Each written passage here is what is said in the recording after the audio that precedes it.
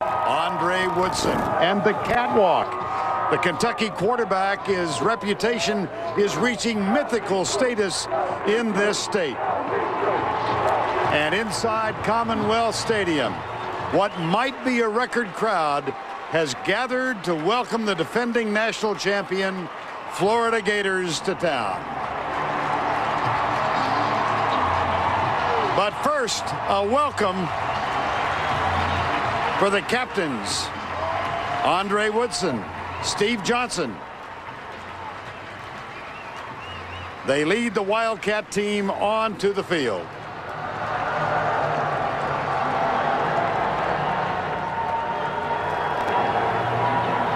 A thrilling triple overtime victory last week against the top-ranked LSU Tigers, and now the Wildcats take the field.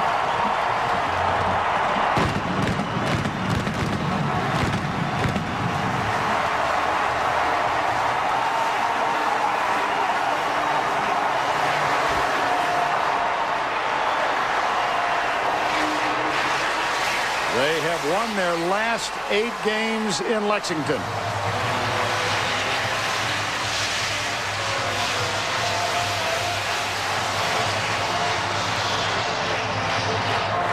And victories this year against Louisville, at Arkansas. They lost to South Carolina, but they defeated LSU in a thrilling encounter last Saturday. Seniors right now, we've been through the ups and the downs, but knew when we first got here that we could turn this program around. We had confidence in one another, and right now everything's just paying off. We have a lot of guys that believe, and a lot of guys with heart, determination, and the will to win. This game is huge. It's very important to us to stay in the SEC title hunt, and we're going to go out there and play with everything we have. We take every game with an equal amount of importance, but this is a big one. Every single time I step on the field, I just try to show confidence in my eyes because the guys respond very well to that. It's your job to go out there and lead the guys every day, every snap, every play. Everybody can see ice water in your veins and someone who's going to go out there and play with all their heart. I'm just happy to be on a team like this, you know, with so much talent around, you know, on offense and defense, from special teams and everything. So that's just a dream come true to be around a group of guys like this.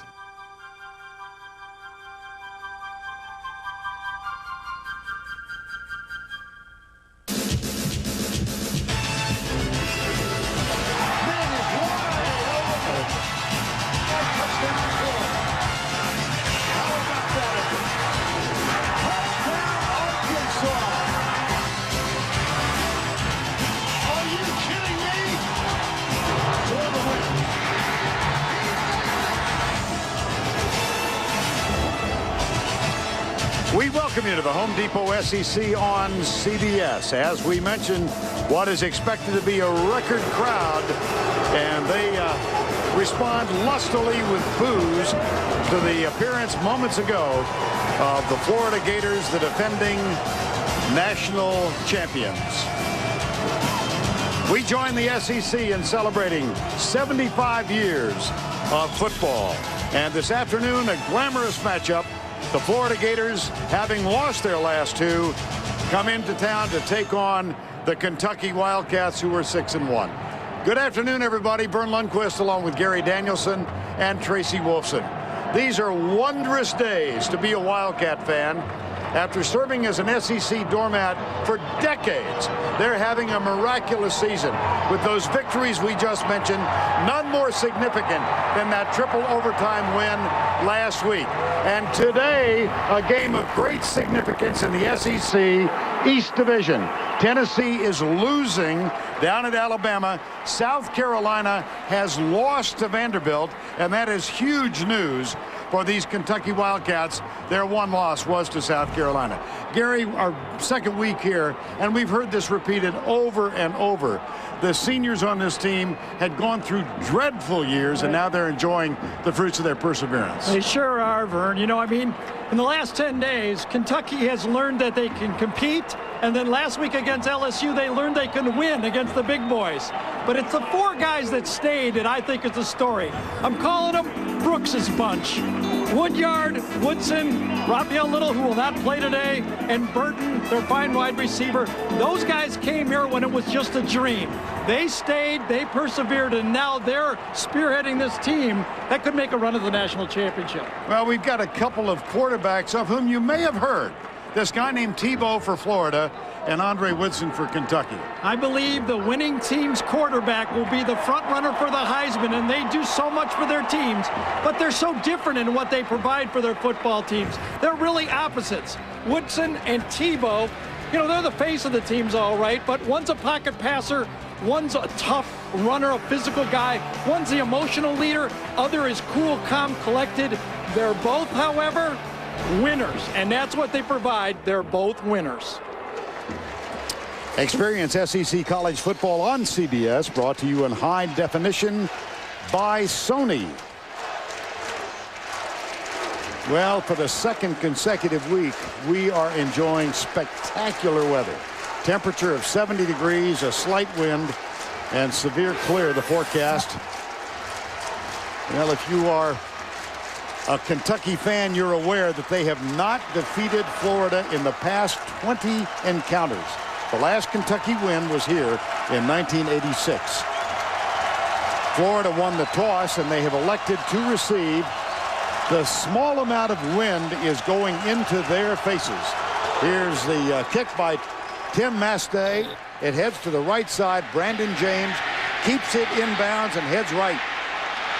Gets a couple of blocks. Watch out, he can go. And he does, out to the 36-yard line.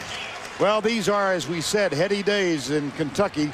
For more on that, let's check in with Tracy Wolfson. Thanks, guys. National recognition and constant media attention is something these Kentucky players have never had to deal with. That is until now. Head coach Rich Brooks told us his biggest challenge this week was making sure his players remained focused while they were still receiving pats on the back. He said, look, this is all good. We'll have plenty of time to enjoy it all later. We'll put it away for now. We have a chance to do something that's never been done around here, but we need to stay focused. Guys, we're about to find out how much all this distraction has had effect on this team. First down and 10. Tebow out of the spread, hands it to Harvin. He starts right, cuts back left. Harvin opens in the backfield, the wide receiver, and the lineups are presented by Applebee's. The sophomore Tim Tebow, 1,455 yards, 13 touchdowns, and 3 interceptions, and a gaudy 500 yards. Up front, Watkins, Tart, Miller, Pouncey, and Carlton Metter. Caldwell is back in the lineup. Murphy, Harvin, Keyston Moore, and Ingram join him. Second down and 8. Keyston Moore gets the handoff, bounces to the outside, and loses a yard. Braxton Kelly, number 56, one of the heroes of last week's win with the tackle. Defensively for the Wildcats, under coordinators Steve Brown, Jarman, Peters, Pryor, and Lewis up front. Kelly, we just mentioned, had the key stop on fourth down. Woodyard is the leading tackler in the SEC. And in the secondary, it'll be Adams, McClinton, missed last week, Cobb, and maybe the best of the bunch, Trevard Lindley. Harvin again in the backfield. Comes left. On third down, here's Tebow. Incomplete. Fourth down, 3 and out. That was intended for Andre Caldwell. Part of the strategy that Kentucky's going to use is to drop a defensive tackle. Watch right here, middle of your screen. It's going to be Corey Peters, number 91. Takes the block, backs up right into the throwing lane, and that caused Tebow to throw that ball a little off target. That brings on Chaz Henry, and DeMario Ford is deep. Here's a note. Florida has not had a punt returned for a single yard. Not a single punt. There's a fair catch. So that record remains intact. They are the only school in Division I who has not allowed a punt return yard this year. That's a 40-yard punt. And the Wildcats of Kentucky will welcome the senior Andre Woodson onto the field. Had a wonderful game last week. 64%, 1,700 yards, 21 touchdowns. He did throw 2 picks last week to run his number to 4 up front. These guys really performed well against LSU. And you've got Burton, Dixon, Connor, Tammy, the tight end, and Steve Johnson, who caught the winning pass last week. First down and 10. Looky here, empty first play. That's Florida's usual formation. Yes, it is. Tony Dixon, the running back, is split wide right. Here's the pass to the left side. Dickie Lyons, the junior, who opens as a slot receiver. For the second week, they go with 3 wideouts. Here's Harvey, Estupinan, McMillan, and Cunningham. The linebackers for the Gators, Jones, Spikes, and Doe. And the secondary, Pierre Louis, Wright, Joyner, and Joe Hayden. 2 freshmen in that secondary. There's the handoff left side. It goes to Tony Dixon, and that will leave the Wildcats looking at 3rd and short. I think the strategy here for Kentucky to offset the speed of the front 7 for Florida will be to utilize a lot of quick screens. Kentucky's a screen team, but last week they did not feature it against LSU. I think they'll come back to that screen game early. 3rd and 1. Tony Dixon is the only running back. Here's the audible. Rich Brooks estimated that Woodson changed plays 50% of the time last week. Right side, Dixon, first down to the 40. Out of bounds at the 42-yard line. 11-yard gain on 3rd and 1.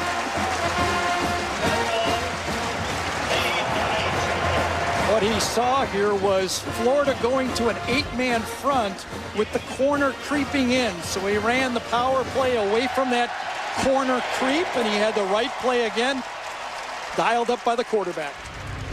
Now Connor comes in at fullback. He is to the left side. Here's the quick flip, and that's a nice defensive play. Wandy Pierre-Louis reached his left hand in and knocked the ball away.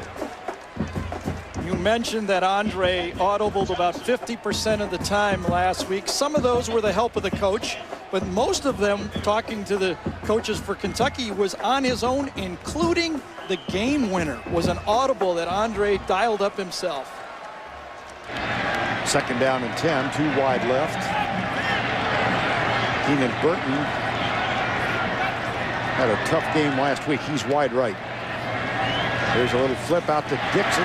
No blocking help, and he's able to get out of bounds with a gain of about 1. Tony Dixon, his 10th catch of the season. Again, Raphael Little, who was the leading ground gainer for this team, out for the 2nd week in a row. A thigh bruise that he suffered against Arkansas in the win on the road. So Little will not go. We'll see 3 running backs today. Dixon will be the first. Derek Locke, a true freshman, one of the heroes of the win last week, will come in, as will Alfonso Smith, a sophomore.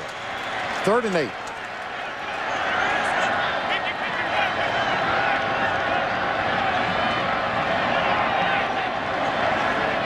Blitz coming from Brandon Spikes. Perfect, Dickie Lyons. They picked up the middle linebacker and gave Woodson time to find Lyons. That's a gain of 16. Dickie Lyons is quickly becoming the Wes Welker of this offense. He's going to be in the slot, come across right here. Great protection up front. Florida actually brings an extra player. They're playing a zone blitz, but look at Dickie Lyons run right by it. He's deceptively fast. And that's a 1st down 10 inside Gator country at the 40. Dixon, again, the only setback. Here's the handoff to Dixon. Little adjustment at the line. And he gets to the 35-yard line. Well, on the Florida sideline in his 3rd year, Urban Meyer, 43 years of age. His record after a week open, either the beginning game of the season, a bowl week, or an open week, his record as a head coach is 22-2. Not bad. And, of course, Florida had an open week after their loss 2 weeks ago at LSU. 2nd down, Woodson looks back toward the sideline. Randy Sanders, the quarterback coach, is the man with whom he's communicating. Woodson inside, caught. That'll leave a 3rd down. Rich Brooks in his 5th year here, 66 years of age. Enormous pressure to let him go. Right. Last year, even when they lost to LSU 49-0, but they turned the ship around. Mitch Barnhart elected to keep Rich Brooks, and my goodness, the dividends have been great. It was a courageous decision by Mitch Barnhart, and has paid off for this program. Third down, third down in this drive. Here's Woodson with the change again, looks out. Now Keenan Burton looks over at Randy Sanders. Joker Phillips, the coordinator's upstairs. Nice block. They go deep right side. Lyons is there. Touchdown, Wildcats.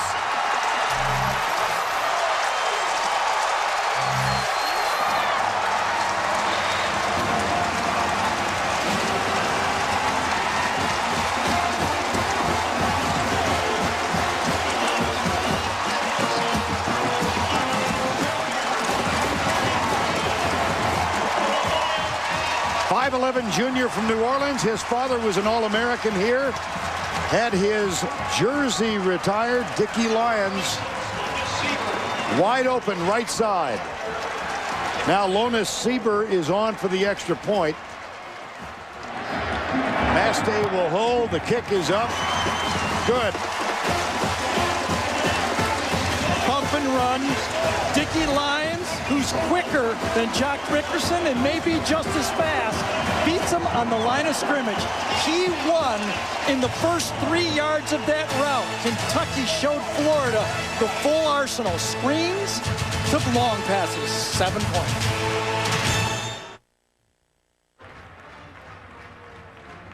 Dickie Lyons Jr., 4th touchdown catch of the year. Little things last week, Gary Danielson.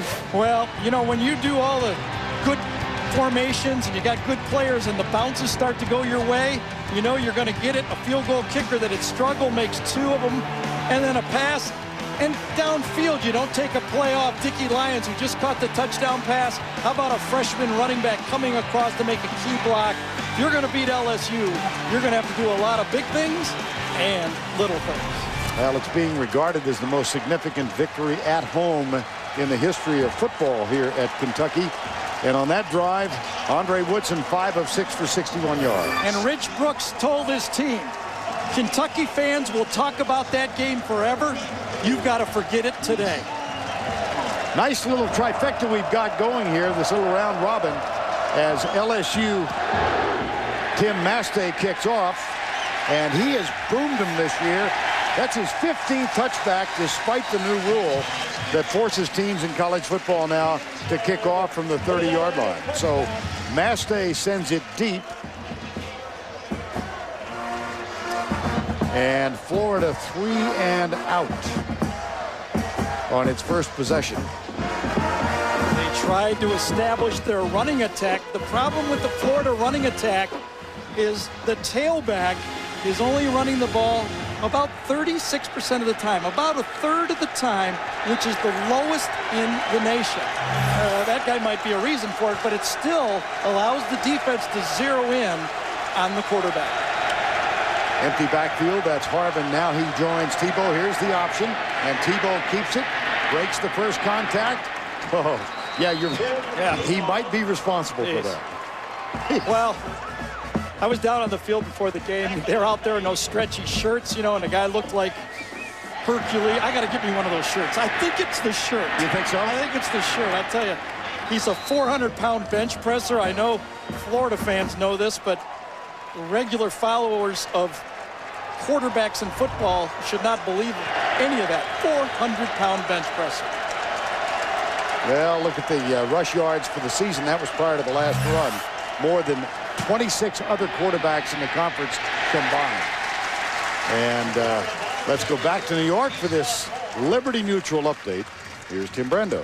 All right, Vernon, Gary, Oklahoma, one of those one-loss teams where the crowd gets a scare. E.J. Wolf picks off this Brett Meyer pass. Now, they rule this a touchback, although you can see he stepped out. They put the ball at the 20. Oklahoma did get a field goal out of it. They lead by 10, 17-7. Vern. All right, Tim, 7-0 here. It's second down. As Tim Tebow again goes out of the spread. Eric Rutledge, the fullback, is in. They fake the handoff to Harvin, go left. Nice job by Trevard Lindley out on the corner. Lindley having an outstanding year in this, his sophomore season.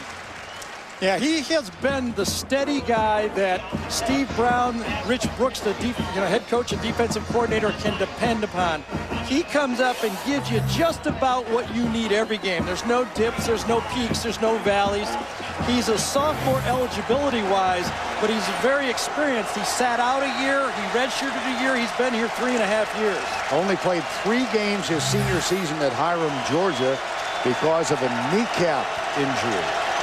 3rd down and short. Here's Tebow with a lot of... now the pressure comes, and Ingram makes the catch out on the left side. That will be a Florida first down as Ashton Cobb makes the tackle, number 27.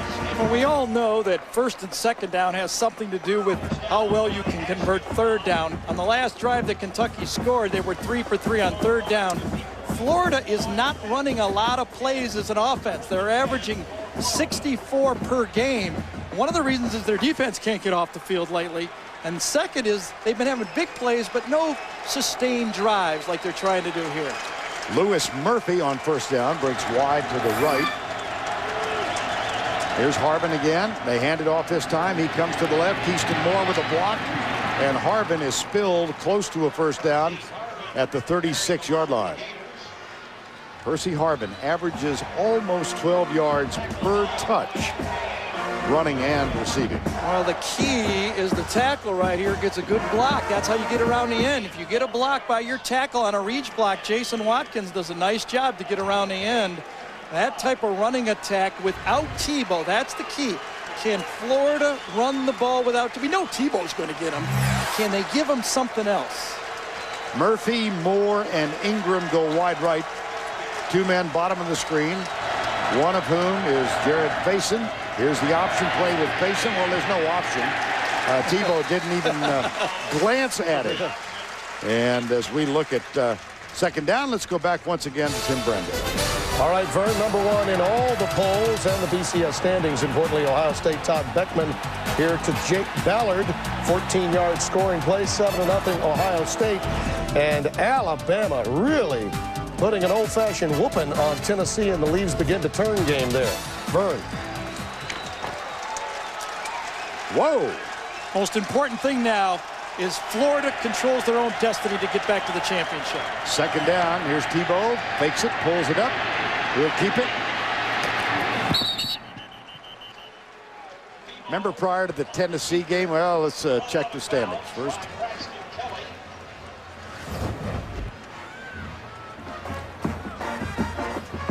Tennessee, you see it, and they get a loss now. That means Florida has a chance because they beat Tennessee in a tie, in a deadlock. Florida would get their nod to go to the SEC championship. So without Tennessee losing in the East, Tennessee controlled their destiny. Obviously, Kentucky does. There's other teams, but Florida now controls their destiny again. Even though their 2 losses were in the West. Right. 1 to Auburn, 1 to LSU. First down and 10. Brandon James is in as a running back now.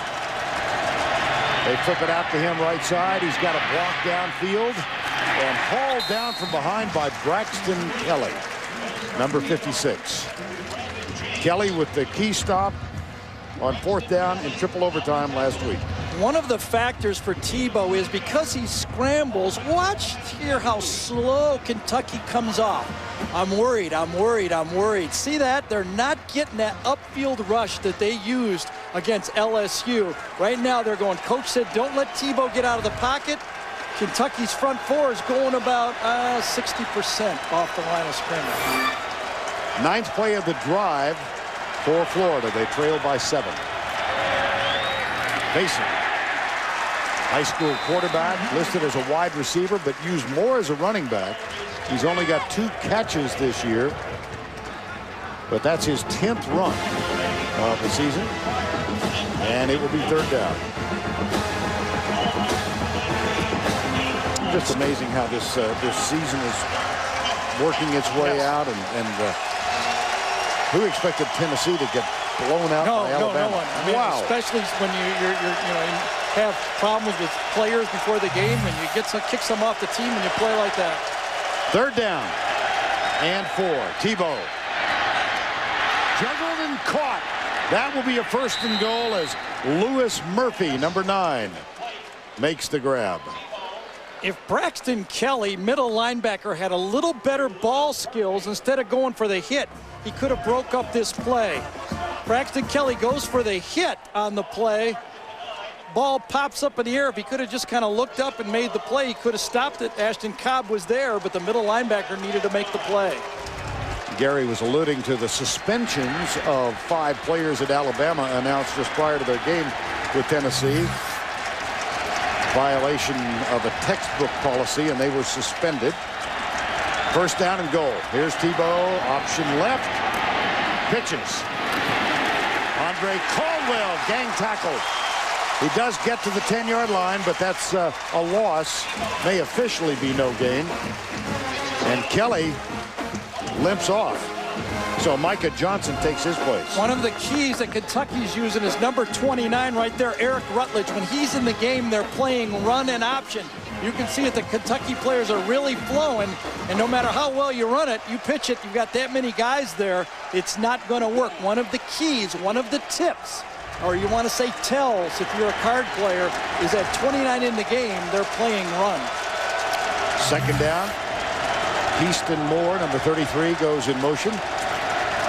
Here's Tebow, pulls up, left-handed, lets it go. Ingram, touchdown, Florida. Going to his right, pulling up, and fires it perfectly.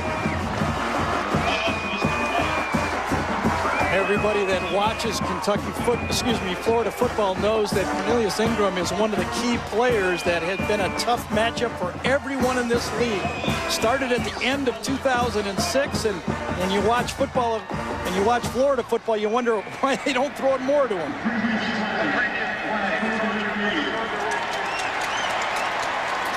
So the play is under review. It was a 2-man rub to the outside. 2 people rubbed to the outside. You see Tebow rolls right, sealed off inside, opens up, throws it nicely. And I wonder if they're seeing if he stepped out, obviously, is what they're thinking. That looks pretty clean. He had the ball in both hands when he got across. Replay official today is James Allison. The referee is Thomas Ritter. And Ingram goes about 6'5" and has great reach. Former, obviously, basketball player for the Gators. That was an easy rebound and touchdown. I think that's clearly a touchdown. Yeah, I can't imagine what is in dispute. No.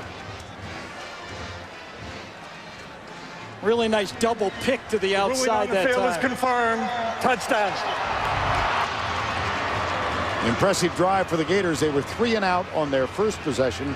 Ingram caps this one, 12 plays, 80 yards. Tebow was 4 of 4 on the drive. Now Joey Eos is on to attempt the point after.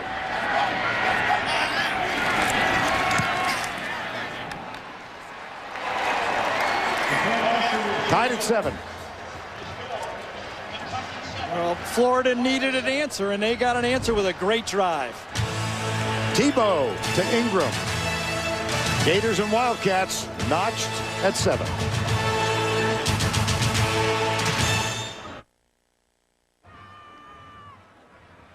(7-7) Florida and Kentucky. Now it's time for the playbook presented by the Hartford. Well, you're going to see the problems for Kentucky. There's Ingram. There's the guy that's covering him. Now watch what happens. The 2 receivers come down.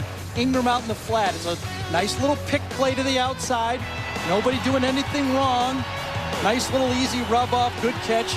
Nice called play. Well executed. Kentucky did not have an answer. They need to play a banjo on that, where the outside guy takes somebody, the in guy takes somebody, and they don't just go man to man.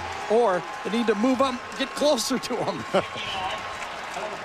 Joey Eos will kick off as Tebow 4 of 4 on the drive. And it's 7-7.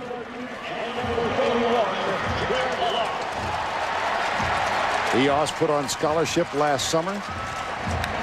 Quite a famous story in the Gainesville area. He was told by Urban Meyer, if you make this field goal from 52 yards out, you got a full ride. He made it. Here's Keenan Burton, the senior. And he's banged down as he gets to the 23-yard line. The stop made by Brandon Hicks, number 40. Well, when we talked to Rich Brooks yesterday, he said it's going to be a shootout. We know they're going to put points on the board. It's going to be something like us scoring 4 or 5 touchdowns to win this game. He's right on pace. Well, matter of fact, almost the last thing he mentioned before he left the room was we may have to outscore them. Right. I mean, that seems logical, but you know what he means. Sure, it's like 2 tough offenses to stop. First down and 10. Snap is back. Woodson pulls up, goes, he's got a man open, and Steve Johnson, I think he should have had that one. Maybe a little too high.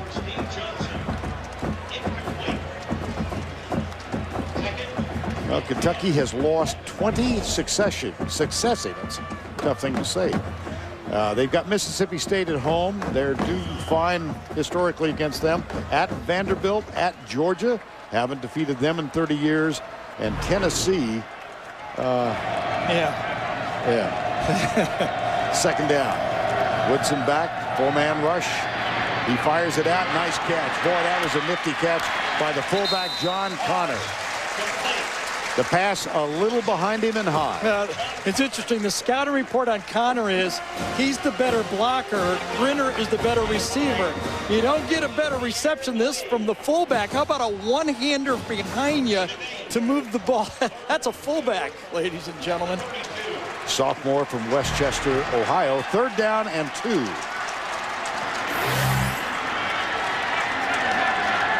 Three wide. Marky Anderson threatened the blitz, now comes back outside. Now he moves inside. He's coming. Woodson goes the opposite direction. Johnson has it.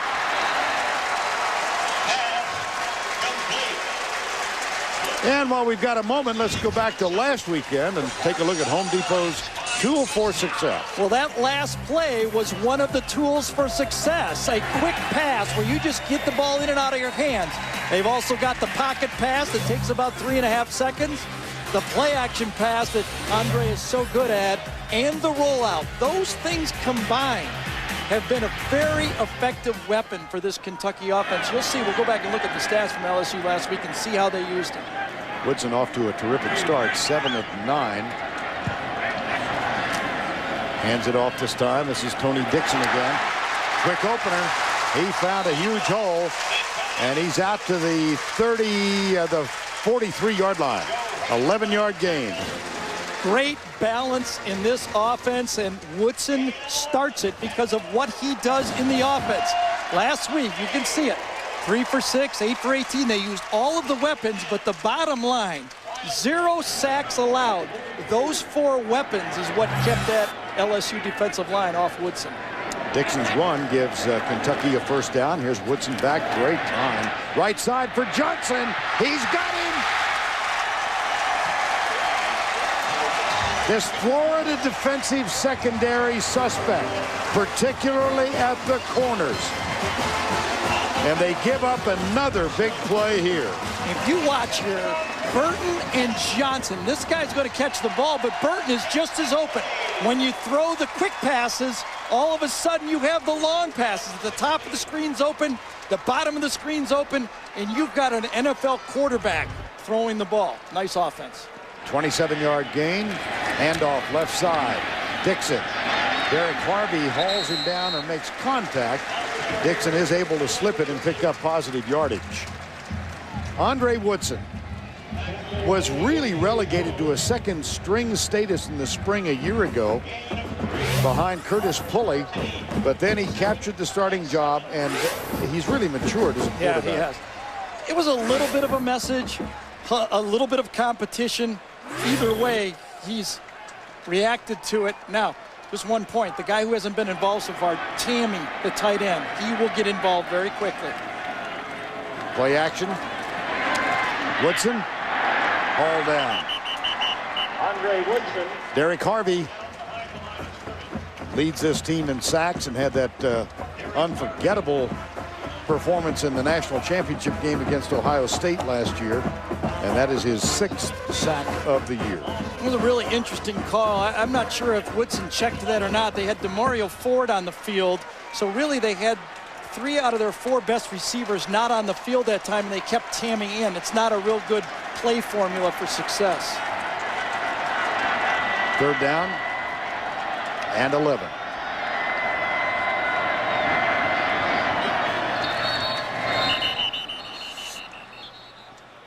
Timeout.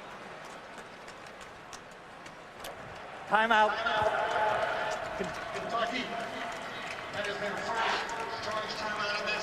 Timeout with 1:50 remaining in the opening quarter. 7-7 here in Lexington. That's the word. 3rd down, 11. Kentucky 4 for 4 on 3rd downs so far. Only one of them was a lengthy one. That was 3rd and 8. Play action. Woodson. Oh, boy.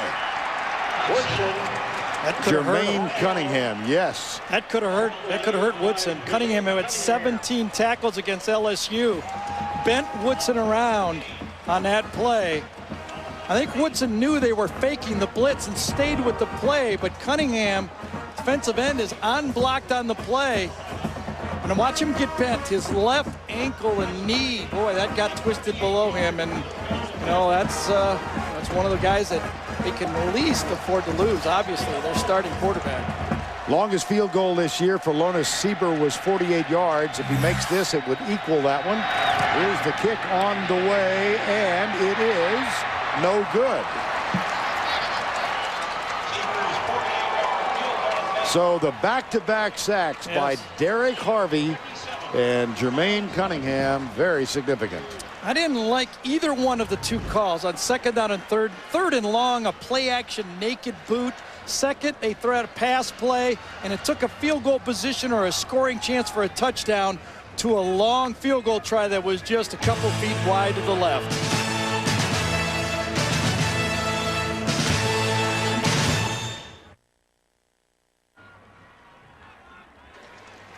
We're back in Lexington. Get complete coverage of all the day's action and watch an exclusive SEC College Football Highlight Show tonight on CBSSports.com. 3rd possession now for the Florida Gators. They were 3 and out on their first 12-yard, 89-yard drive for the touchdown that tied this one up. Now they've got a 1st down at the 30-yard line. Tebow, they ride it on the dive play, and Keyston Moore, number 33, picks up a couple, and let's go down to Tracy, who's got some information on Tim Tebow. Yeah, guys, just something to keep an eye on. After the last drive, Tebow came off, walking up and down the sideline. Assistant trainers quickly looked at his hip. He did not make any mention of it to the head trainer, but it is something to keep an eye on. Also, cornerback Wendy Pierre-Louis taken to the locker room with a shoulder injury. All right, Trace, thank you. 2nd down and 6. Both quarterbacks nicked early.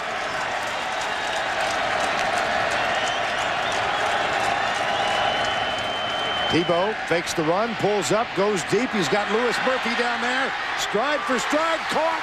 Touchdown, Gators. And they beat the best corner, Trevard Lindley. A perfect pass. Last year, we saw that same connection, same play. Tebow fakes the run, pulls back, finds Murphy, who's got great speed. The most devastating play in the arsenal of the spread is a play-action pass play to yourself. A play-action pass play to Tebow. That is a rule buster for a defense. 66 yards. Joey Eos on to try the extra point. Gators lead 14-7. Watch how devastating a play. Florida actually pulls a guard on the play. Watch this. Right guard is going to pull. Tebow takes a step in. Play action pass to himself. The most devastating play in this offense. When you have a quarterback that can outnumber you with nobody in the backfield, and then you've got a 4-3 guy to the outside, puts it right on the money. Florida's offense has been more diverse. You can tell the bye week has paid off. For the Wildcats, Tim Tebow, 66 yards. Longest touchdown pass of his career. Lewis Murphy on the other end of it. Longest reception of his career. Alphonso Smith has gone deep now for Kentucky. And if Kentucky doesn't figure it out, it's going to be the longest day of the year for Kentucky fans. Here's the kick, short, taken by Keenan Burton.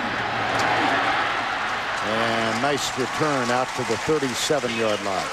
Take another look, Gary, at the touchdown. Safeties read guards to tell them whether it's a run or pass. Watch the free safety, Marcus McClinton, right there. When the guard runs, just keep your eye on him. Watch what he, oh, I'm in, I'm out, I'm turning, still in the middle of the play. There goes the guy right down the middle of the field, Murphy. That's what a devastating play that is to safeties. And as a result of that connection between Tebow and Murphy, Florida leads by 7. Final play, first quarter. Woodson has 4 men out. Tony Dixon is the running back. They fired out. Keenan Burton makes the catch. And will be close to the first down marker. That is the offense right there, that little bubble screen offense that keeps that Florida pass rush off Woodson. That's a gain of 9 yards, so it'll be 2nd down and 1 when we return. That's the end of the first. The Gators score 14 unanswered. Will return to Commonwealth Stadium after this message and a word from your local station.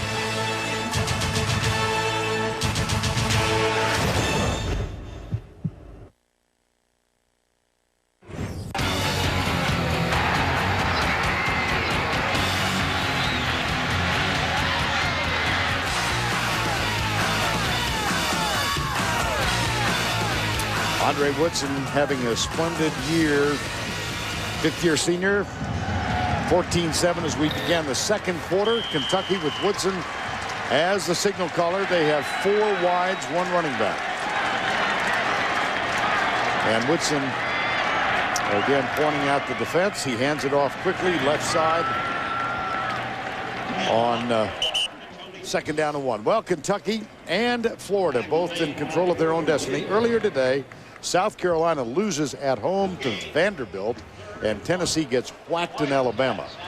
I don't know which one's more surprising, to tell you the truth, but you know what's happened in this game is the plays that LSU was not making last week. Remember, underthrown balls, overthrown balls, drop passes. Florida's making them now. They're making the plays. That's what you have to do. Yards are available against Kentucky's defense, but can you make the play? 3rd down and 1. They'll hand it off, and the off-tackle plunge left side. Tony Dixon appears to have gotten the first down.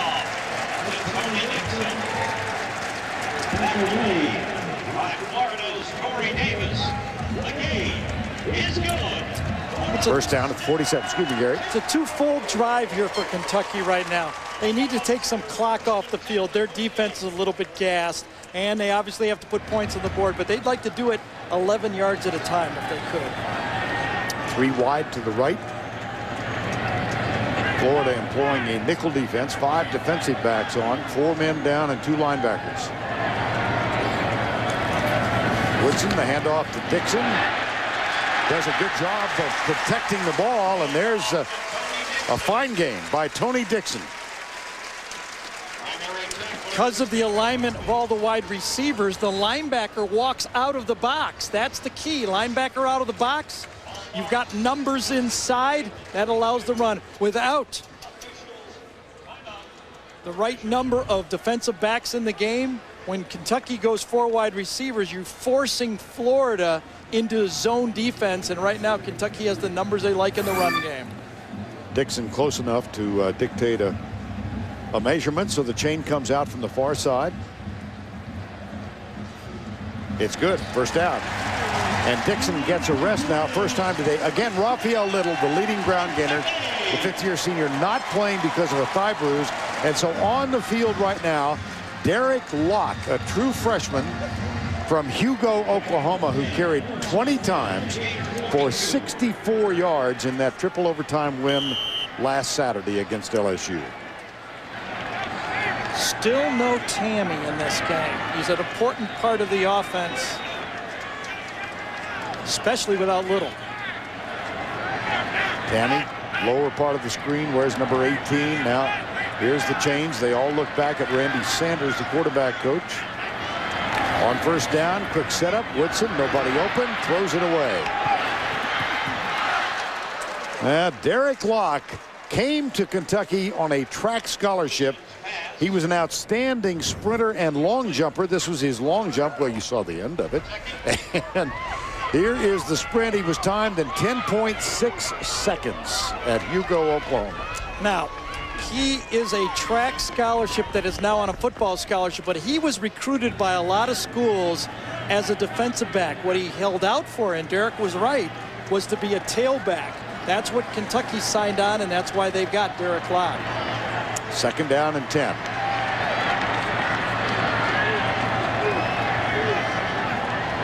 Eric Scott snaps it back. They hand it to Locke.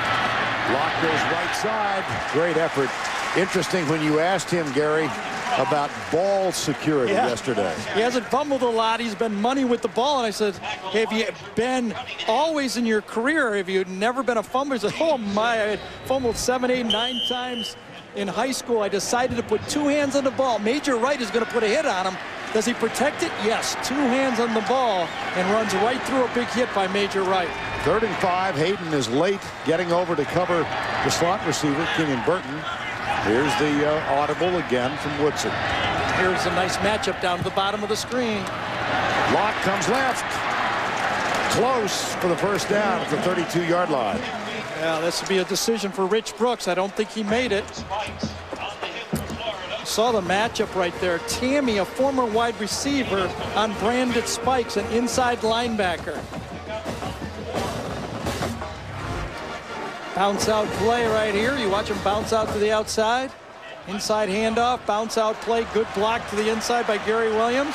And it'll be a 4th down decision. Florida defense has had about enough of these 4th down makes. Are they going to get a stop? Remember, in their loss at LSU 2 weeks ago, the Tigers were 5 for 5.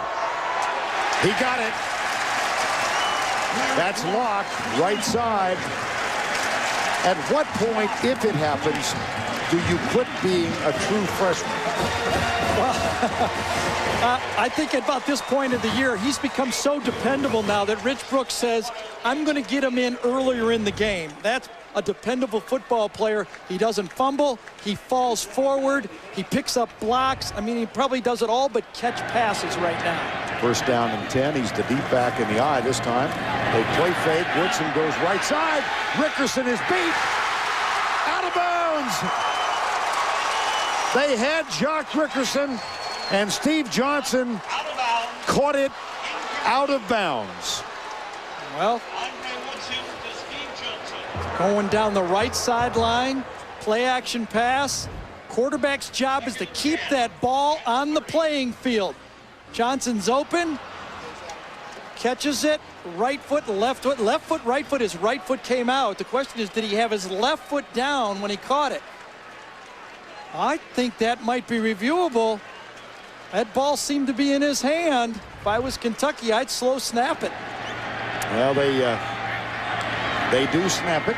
Here's Woodson back, pressure's on, he pulls up, he's not a runner, despite the fact that he scored from 12 yards out last week, and Brandon Spikes makes the tackle with Derek Harvey.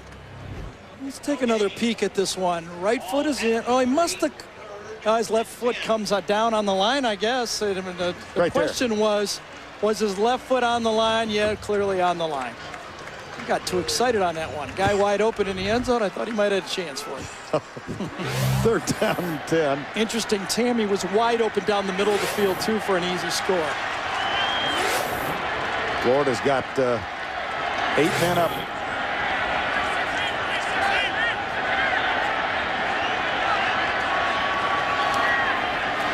Good protection. The pass behind Dickie Lyons. It'll be 4th down. And we have a moment. Let's go back to New York. Here's Tim Brandon. All right, Vern. Steve Slayton of West Virginia is going to score his 43rd career rushing touchdown, a WVU record as he goes in against Mississippi State. It's now 31-0 score, and Ohio State is rolling against Sparty 17-0. Vern. One of the factors here is Kentucky's going to go for it, Vern, is it's a slightly into the wind. It would be a 46-yarder if they tried the field goal.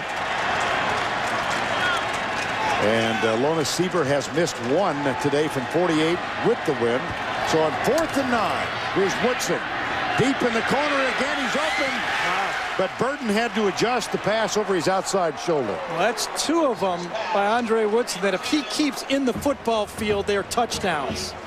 Right now, Tebow and Florida are making the throws. Woodson, on opportunity throws, is throwing it out of bounds. First thing you say on a deep ball, keep it in bounds. This one incomplete, however, and the ball goes over on down.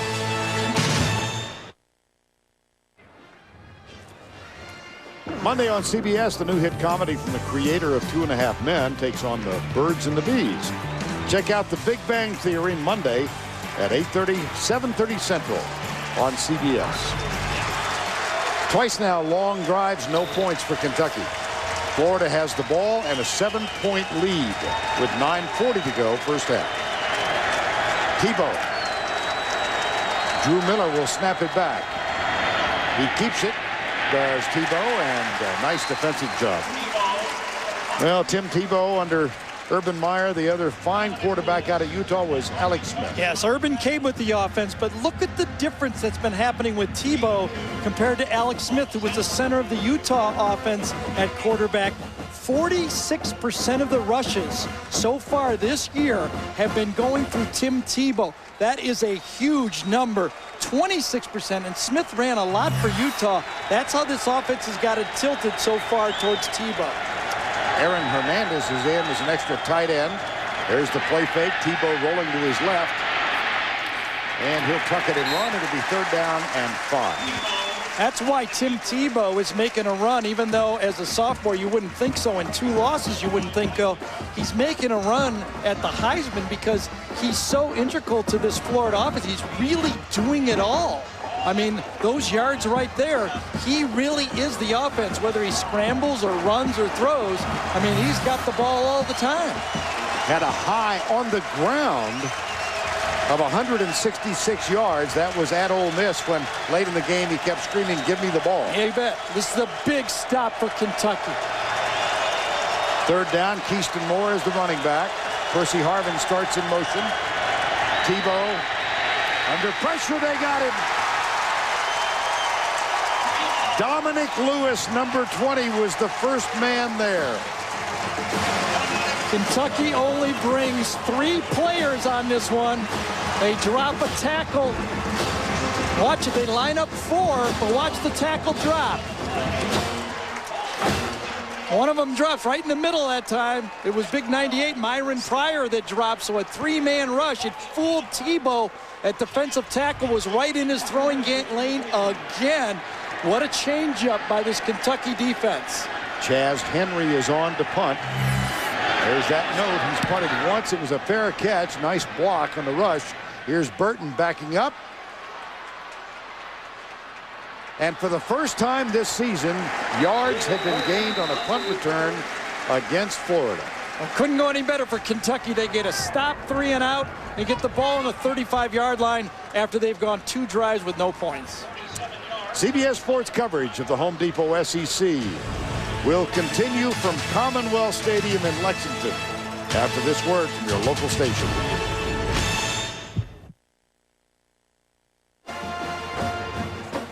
We're back in Lexington, Kentucky. Time now for the trivia question of the week. Sometimes he's tardy. In 2001, who replaced Urban Meyer as Notre Dame's wide receiver coach? That was the year Meyer got his first head coaching job at Bowling Green. I did games in 2001 at Notre Dame. They were called wide blockers back then. They didn't catch any passes. First down and 10. Tony Dixon back as the running back. He gets the carry and gets a couple of yards. Offensive coordinator of the Kentucky Wildcats. He played here back in the 80s. Joker Phillips. There he is, leaning forward right there. That's Joker right there. Great shot of him. wide receiver coach at South Carolina, along with Charlie Strong, who was the defensive coordinator there under Lou Holtz. Right side, Woodson has a man open. That's the tight end, Jacob Tammy. Well, finally.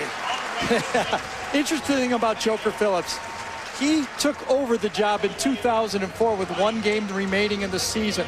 His first move as offensive coordinator was to move Jacob Tammy to wide receiver to tight end. That day against Tennessee, he caught 5 passes, 55 yards, and 2 touchdowns. He's gone on to be a first-team All-SEC tight end in a tough matchup for anybody in this conference. Tammy out of Danville, one of the 3 married players on this team. Here's Dixon. Well, they are moving against this Florida team. They've had 2 sustained drives where they came up empty. The only touchdown came on the opening drive of the game for the Wildcats. What's happening to Florida right now is if they don't put pressure on Andre Woodson, they're having a tough time stopping this offense. The problem is corners. Pierre-Louis is hurt. I mean, you've got secondary guys. Rickerson has been beat for a touchdown. Marquis Anderson's been not healthy until this game. Charlie Strong does not have confidence in his secondary. First down after that catch by Jacob Tammy. That was the 100th catch of his career. Here's Dixon going right, and it'll set up a second down. We'll go back to our New York studios, and once again, here's Tim Brennan. Vernon Gary, the Cal Golden Bears looking to rebound after that clock mismanagement problem against Oregon State that shook up the BCS for the Pac-10. Nate Longshore back in, goes 39 yards to Deshaun Jackson. Cal has the lead on UCLA. Vern. All right, Tim, thank you. Second down and 9 here. Cal is the perfect example of what I hate about the BCS. They lose 1 game without their starting quarterback, and they might not have a chance to play for the championship. Are you suggesting that there's things wrong with the BCS? Yeah, there is. And there's a running play that goes absolutely nowhere. Well, last Sunday night, the BCS standings revealed for the first time. What catches your eye there? Well, what catches my eye is there's a couple teams that don't belong up there because they already had lost. Let's take those guys out of there. And it's kind of like dominoes. Everybody's going to shuffle up. But you know what happens this year is there's more teams involved than ever. I think you can take this thing all the way down to there to Auburn still being alive. And Kentucky rated in the BCS standings at number 7. First time in the school's history. Blitz, spikes. They find Dickie Lyons, but he can't get much. A fumble, and that's a live ball. It's recovered by Florida's Jermaine Cunningham. Dickie Lyons felt he was down. That is a reviewable play. They let the play go, so it's reviewable of whether he was down. Quick screen to the wide receiver. Dickie Lyons gets hit. Boy, his elbow came down. I did not see if the ball popped out first.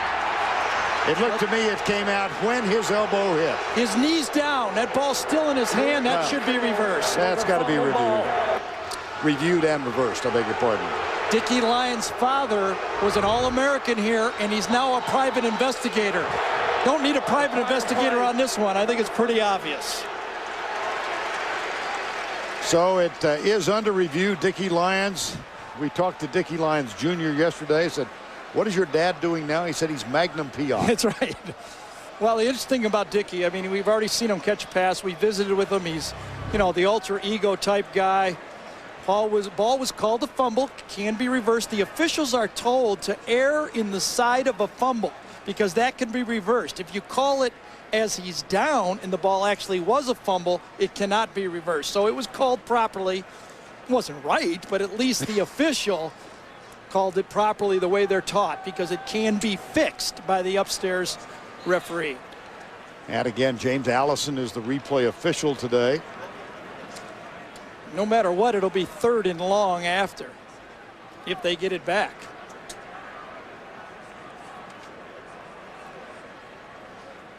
Lyons tackled by Dorian Monroe, the sophomore from Miami.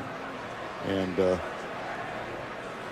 word coming down from the replay booth right now. And I'm also sorry, I think that was a 3rd down play, so yes. it would be a fourth down decision. Dickie Lyons, one of those guys that was recruited here for a number of reasons. Maybe one, his dad was here, but what they said is once we got him on campus, he was more than advertised, and we were happy to have him. Quicker than people think. Gets hit. Watch, ball's pretty solid in his hand. Knee goes down, elbow goes down, and then it pops out. Boy, if I'm wrong on this one. I really am surprised at the length of time. Yep. It's whether the ball is moving is probably what they're looking at, is whether the ball is moving. Would be about 4th and 7, 4th and 8. That would be the decision if they respot it. That might be one of the things they're looking at, Vern, is where to spot the ball. Well, the conversation or the consideration continues. Dickie Lyons Jr.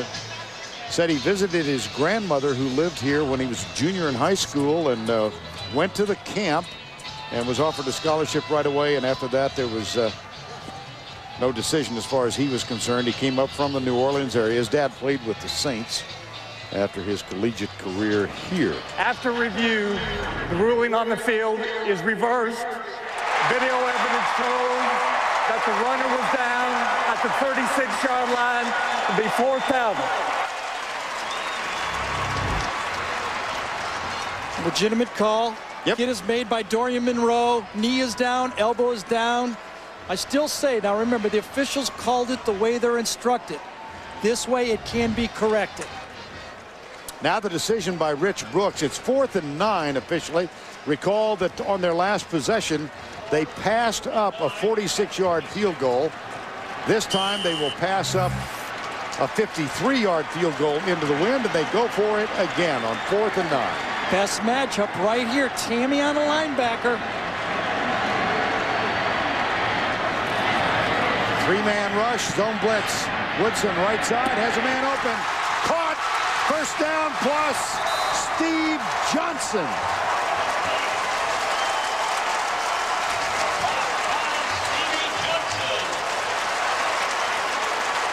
You said the most important thing, Vern. 3-man rush. When you don't get pressure on Andre and you're just hoping that he misses him again, look at that matchup. Look at the cushion by Joe Hayden. He's already been beaten deep. That's about as easy as you can get on 4th down. Another 4th down conversion against this Florida defense. That was a gain of 24. The handoff to Dixon. And he is caught for a modest gain, if any, by Derek Harvey, number 91.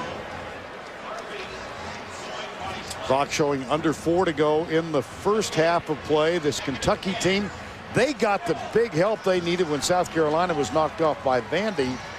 And Tennessee loses at Alabama, so both of these teams in control of their own destiny. 2nd down and 10. Florida with 4 down this time. That's Dixon in motion wide to the left. Woodson, straight drop back. Underneath pass, Dixon. Caught and dropped at the 12 by Brandon Spikes, number 51. Look at the plays. The clock has been controlled by the Kentucky offense. A little bit by the defense. They gave up a big play for a touchdown. But look at that, 38-20. That's keeping this Florida offense off the field again. Remember, they're only averaging about 64 plays a game. 3rd and 7. Johnson goes wide right. Lyons Jr.'s in the slot. DeMario Ford is at the bottom of the screen. 3rd down. Woodson back. Goes in the end zone.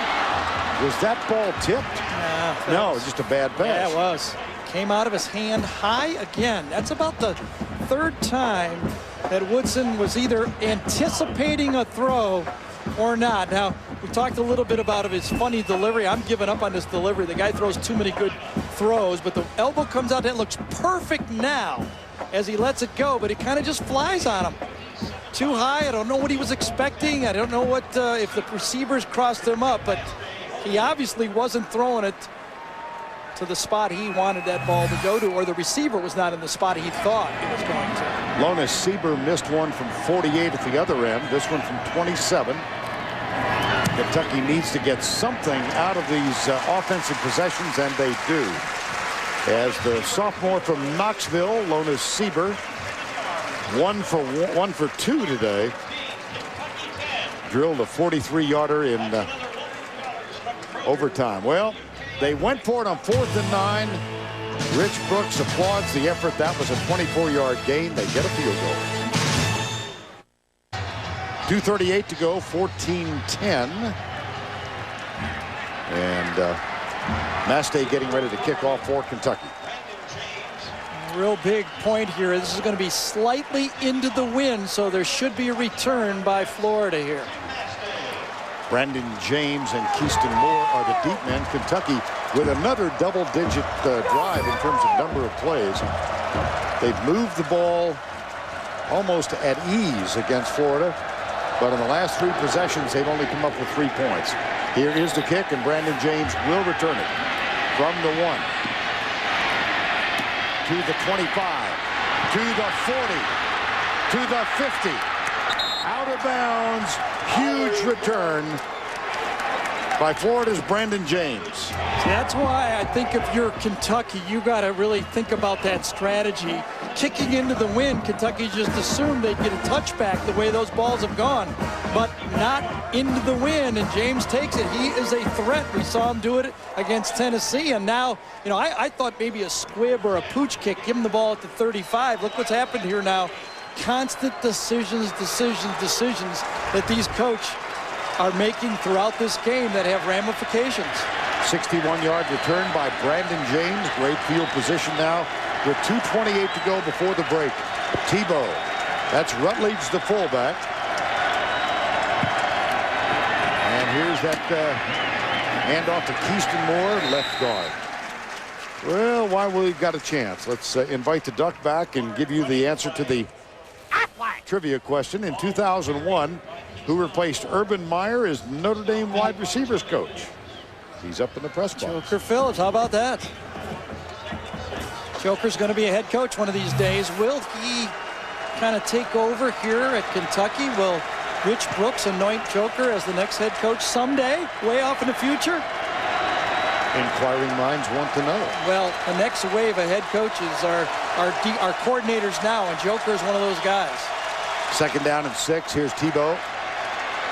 Goes left, has a man open. That's complete to Andre Caldwell. Caldwell out for 4 games. The best wide receiver of the group of outstanding wide receivers for Florida. Right.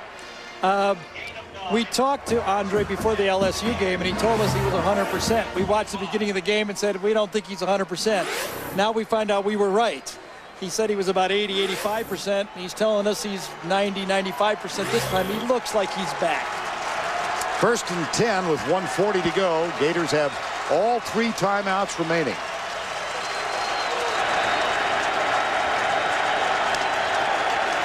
Three wide right, 1 left. Here's Tebow. Underneath pass to Caldwell. Stumbles as he comes to the right. He's tripped up by Trevard Lindley, number 32. Well, Lindley is a ball hawk, but he's also showed that he can make tackles on the field. He's had a number of them, and this was an important one because it kept Bubba Caldwell from getting out of bounds and forcing either a quick snap here or a timeout call. 2nd down and 6.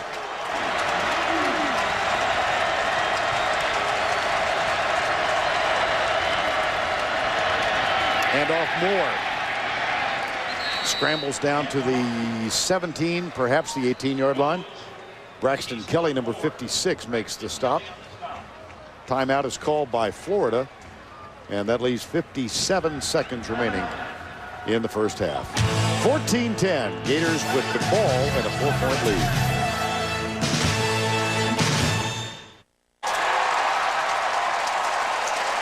14-10 here with 57 seconds to go and a 2nd down, 3rd down and 4. How's Tim Tebow? Well, he's doing real well. 8 for 9 passing, but he does it all. You know, he gives you that physical play that we talked about when he runs the ball. That opens it up for the short passing game. He's also going to roll out and hit his weapons, and then that devastating play-action pass attack where he can get the big play. Tebow has kept his Kentucky defense off balance. Now, 3rd and medium. Will it be the 3-man drop a tackle? Will Kentucky put pressure on him? Very difficult choice for Kentucky. They don't like the matchups in the secondary man-to-man. Hand off to Harvin on the sweep to the left side on 3rd and 4, and he appears to have enough for the first down. Clock will stop as the chain is moved. Find ways to get Harvin the football. That's one of the notes on Dan Mullen's card up in the press box. How can we get our playmakers the ball? One of them is to put them at wide receiver, motion them in, just run a sweep. First down and 10. Tebow fires it. Ingram incomplete. Second down and 10. 40 seconds to go. This current opportunity set up by the 61-yard kickoff return from Brandon James. Second down. Playbook is wide open because Florida has 2 timeouts remaining. That means the quarterback draws, the middle screens, everything is available for Dan Mullen to feature on this call with 2 timeouts to go. Dan Mullen, the offensive coordinator, 35 years of age, has been with Urban Meyer through the ride. Here's Tebow, pulls it down, fires it in the end zone, it's close, and it's incomplete. Intended for Jared Faison, and it brings up 3rd down and 10. Oh, I'm pretty surprised Faison doesn't catch this ball this time. A little bootleg pass. Faison is wide open. Ball is delivered right on the numbers. Faison peaks and does not catch that, and Urban Meyer is going to be upset. How can you not catch that ball? Rich Brooks says, ooh, dodged one there. Indeed they did. Timeout is called by Florida. 34 seconds to go when we return. Gators with a 3rd and 10.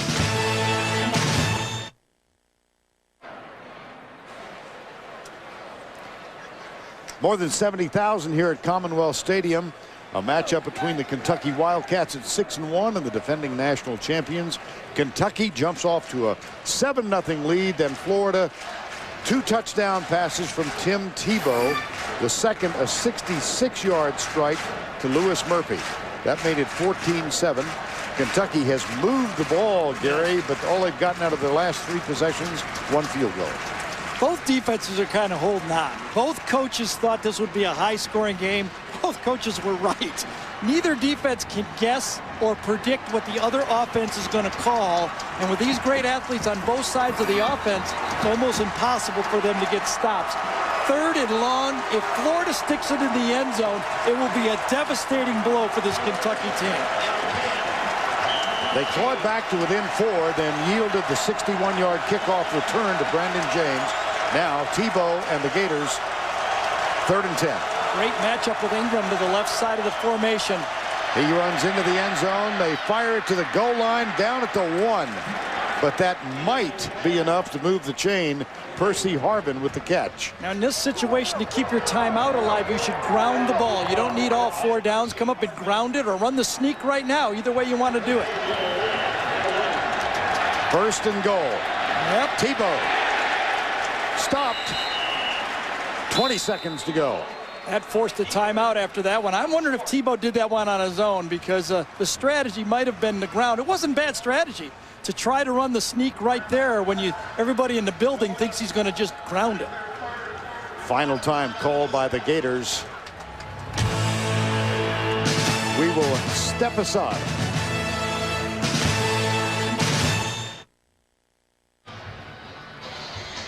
Urban Meyer, Tim Tebow, and the rest of the offense gathered around the head coach. It will be 2nd down and goal.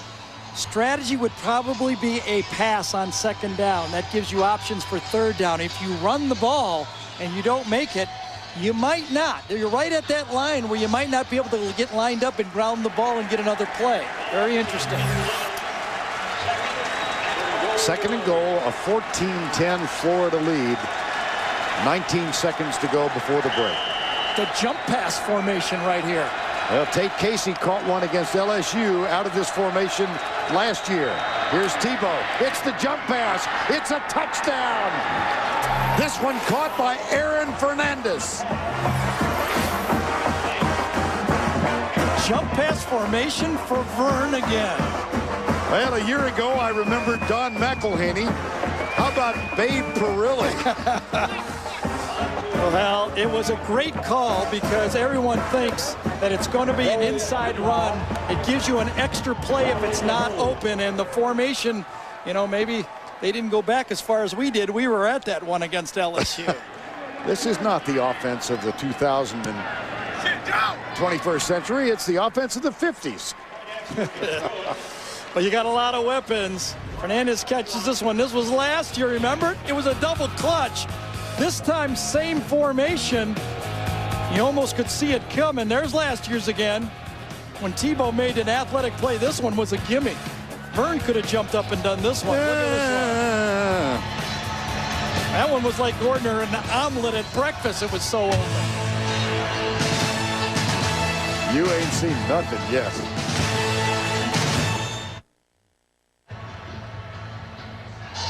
Wide smiles on that Gator bench, Tim Tebow, and the tight end who caught it. Look what happened. These Florida guys, you got to respect it. Tight end's going to pop out. So easy. Just jump it over the line. That's so pretty. Like, I don't want to date you, but did you ever use the jump pass? No, I did not use the jump pass. Down at the goal line, I handed it off either to Ernest Biner or Billy Sims. They didn't let me do much down there. Pretty good options. That's right. Tebow 4 of 6 on this touch. And again, you go back to the kickoff strategy. The kickoff, yes. And here's the squib kick. This will be Dickie Lyons Jr. back to the 25, 30, and after the 38-yard line. Dickie Lyons Jr. on the kickoff return. And all of that set up by Brandon James on the kickoff. Yeah, kickoff into the wind. Keyston Moore, number 33, the middle of your screen is going to get a real nice springing block right here. Middle of your screen, there it is. Fitted, it's going to allow James to break that play for the extra 20 yards that really put it into a position that led to that touchdown at the end of the half. And this guy, I'm telling you, if Florida wins it, this sophomore is going to be the front runner for the Heisman, at least until Thursday night when Boston College goes to Virginia Tech and Matt Ryan has his opportunity. First down and 10. 21-10 Gators. Here's Woodson coming to his left. Under pressure. Dropped. Justin Tratu, number 94, with a big sack that puts the plug in the first half. What might have been a devastating final 3 minutes for the Kentucky Wildcats. They are, however, 4-1 when trailing at the half this year. Tracy's with Wildcat coach Rich Brooks. Coach, so much talk about how this team would come out after last week's emotional win. How do you feel they've responded so far? Well, I think we've responded well. We've missed a few open guys. Stevie steps out of bounds. We got a touchdown, and he just drifted out of bounds. And we've moved the ball, but we haven't taken advantage of the scoring opportunity. So we've got to shore it up down there and punch him in for touchdowns. How do you contain Tim Tebow in this Florida offense? Well, I thought we've done a decent job of it. We gave up 7 points, mostly on a kickoff return, and we've got to shore that up as well. Thanks a lot, Coach. All right, thank you, Tracy. 21-10 here. Gators lead by 11. We go back to Tim Brando in New York.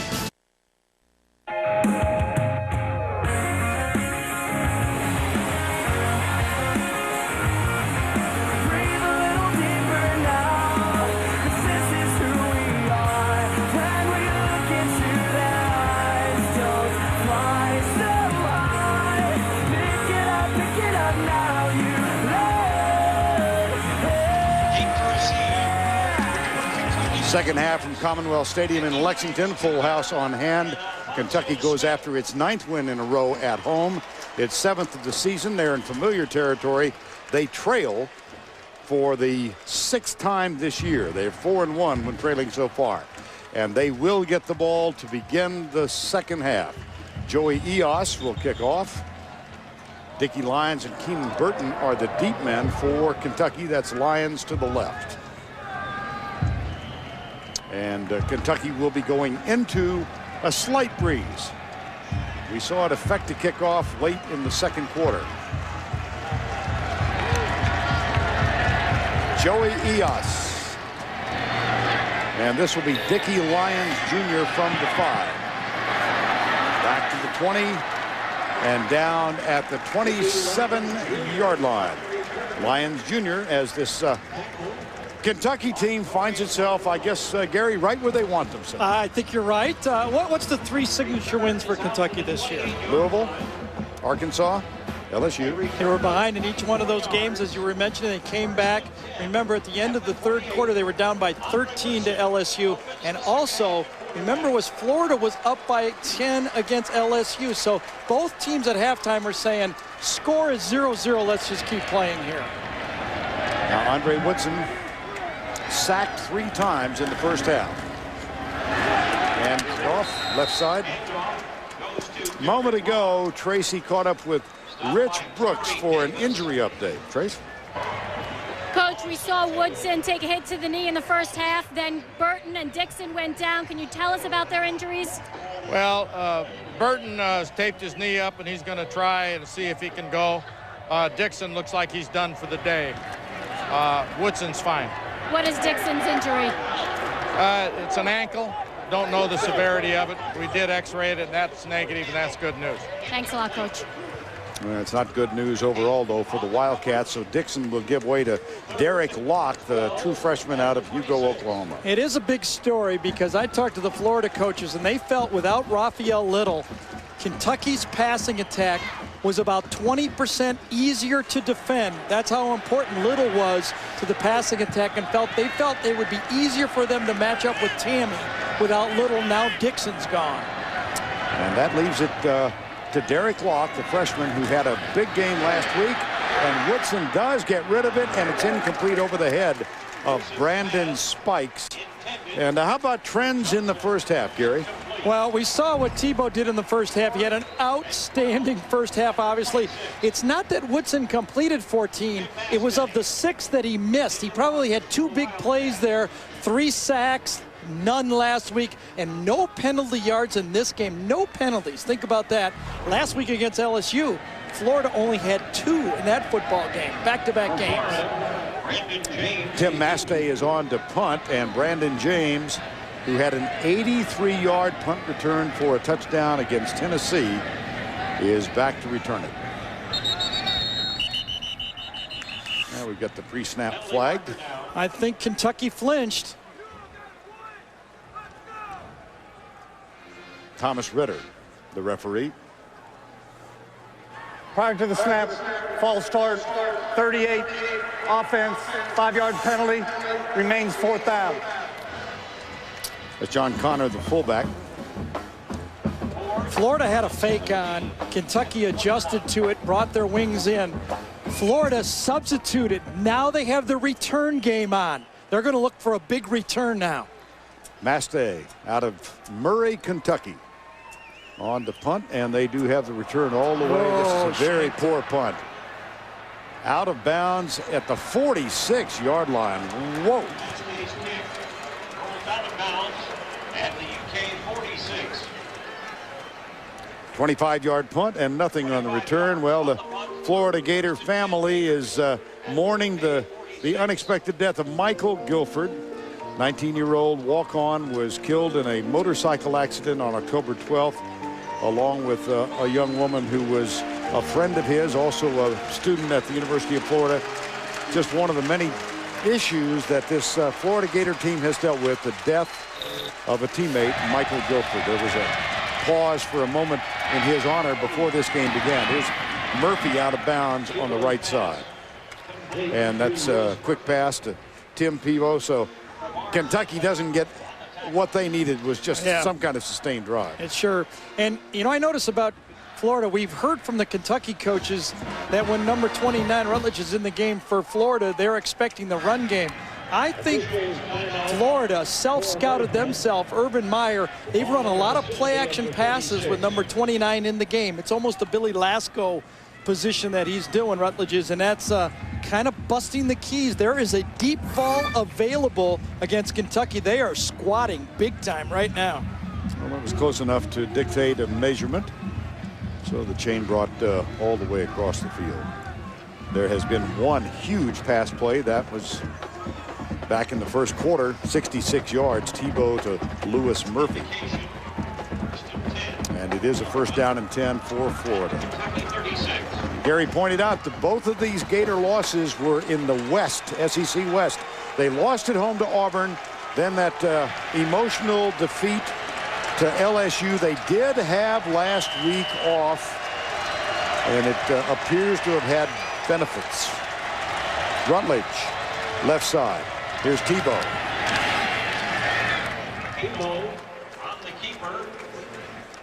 Now for more on Michael Guilford's death, let's go down to Tracy Wolfson. Thanks, Vern. One way Meyer helped his team mourn was by having former NFL wide receiver and friend Chris Carter come to speak.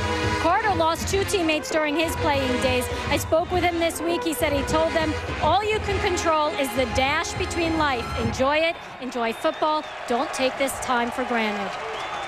All right, Trace, thank you. Second down and 4.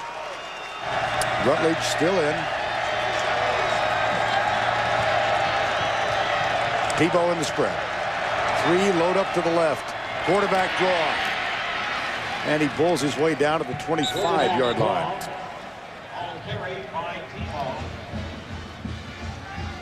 You notice there's a sticker on the back of the helmets being worn in honor of Michael Guilford.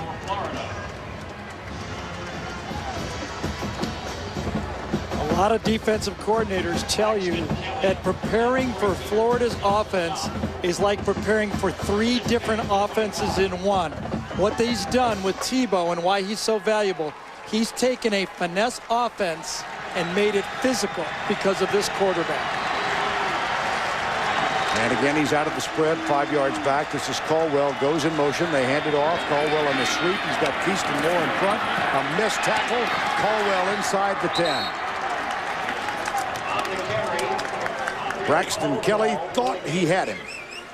He did not. You can see that this offense in this game has been dedicated to getting more people to run the ball. We showed you that stat in the first half that Tebow was running the ball too much. Florida has adjusted during the bye week, and they are committed to getting more guys to run the ball in their offense, and Kentucky just cannot find answers right now. They are on their heels on almost every snap. Marcus Gilbert is an extra tight end. He's tight to the right. Hernandez to the left. Rutledge is the fullback. Tebow will run it. Look at that. I mean, it was a fine collective effort by Kentucky, but Tebow, when the shoulder goes down, the oomph goes south. I think he looks fresher. The bye week has helped Tim Tebow more than anybody probably in the country. Taking all those hits in all these SEC games, he looks stronger. And look at that. That is amazing. You know, he's a glorified single-wing quarterback who has 3 touchdown passes in this game. Florida 21 on the ground, 14 in the air. And Tebow's career, 1,007 yards, a 4.9 average. Second down and goal. Well, there we are. Oh, it's batted down. Hit by Dominic Lewis, number 20.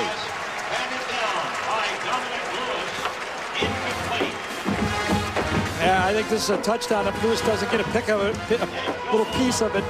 His right hand comes up, top of the screen. Watch him jump. Put that right hand up. Deflect that ball. Harvin was open on the play. Third and goal. Field goal makes it a 14-point game. Still a 2-possession game. Kentucky trailed LSU in the third quarter last week, 27-14. Tebow with Caldwell in the slot. Runs to his left. He's got a man wide open. It's Caldwell. Touchdown, Florida. Flag is down. I'll tell you, Kentucky's praying that this is an illegal formation here. Same play. There it is. Same play that Ingram ran. They just did it with different players this time. 2 guys bump inside. The inside slot rubs off. Same play. This time Ingram's picking. Illegal shift on the offense. Number 81. 5-yard penalty. Remains third down. Coming across, these two receivers are going to come out for Caldwell coming underneath. Watch this. Same play that Ingram. This is an easy pitch and catch. And fortunately for Kentucky, it was either illegal shift or formation or something. So they have a chance to maybe survive this. It's 3rd and goal. That's Harvin who starts in motion. They load up to the left side. Tebow hit, bounces off, goes right, fires, touchdown. Andre Caldwell from Tim Tebow. Tebow has thrown 4 in this game.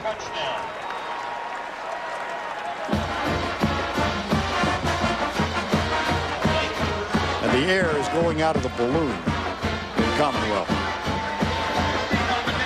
That penalty is declined. Touchdown. Well, the ball was intended to go to Harvin inside. There was a holding penalty on the play that allowed, well, I think it was Wesley Woodyard, number 16, that held on Harvin, and that forced Tebow to go to his next receiver, and he made the play.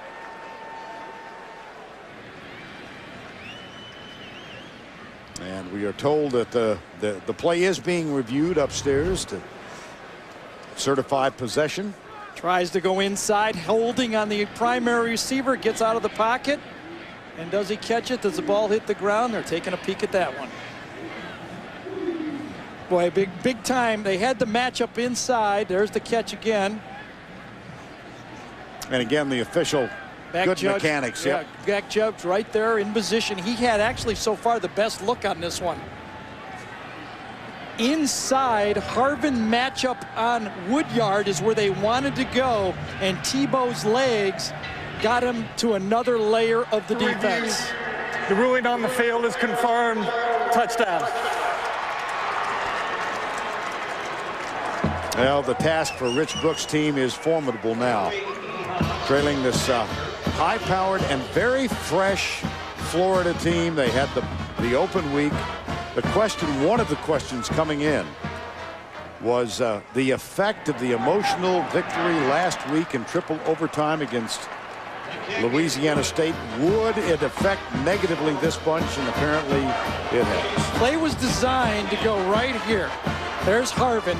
You're going to see the matchup inside against Wesley Woodyard. This is why it had to be turned down. There's the hold. Great call inside. That forced Tebow to pull the ball down and see a wide open Andre Caldwell just dancing and bouncing around. Tebow again is finding ways to make plays. Tim Tebow, the sophomore, is 12 of 16 for 4 touchdowns, one of which was caught by Andre Caldwell. 11:38 to go in the 3rd. It's been all Florida here for the last quarter and a half. Can't overestimate the significance of a kickoff return by Brandon James that helped set up the touchdown at the end of the first half. I ran into Kenny Skywalker, the great All-American basketball player. Do remember him? Great basketball player. And he said, "Welcome back to Kentucky, a football school." That's what they said in the paper today. It's great to be a part of college football. And the kickoff by the Gators. Joey Eos is taken by Dickie Lyons Jr.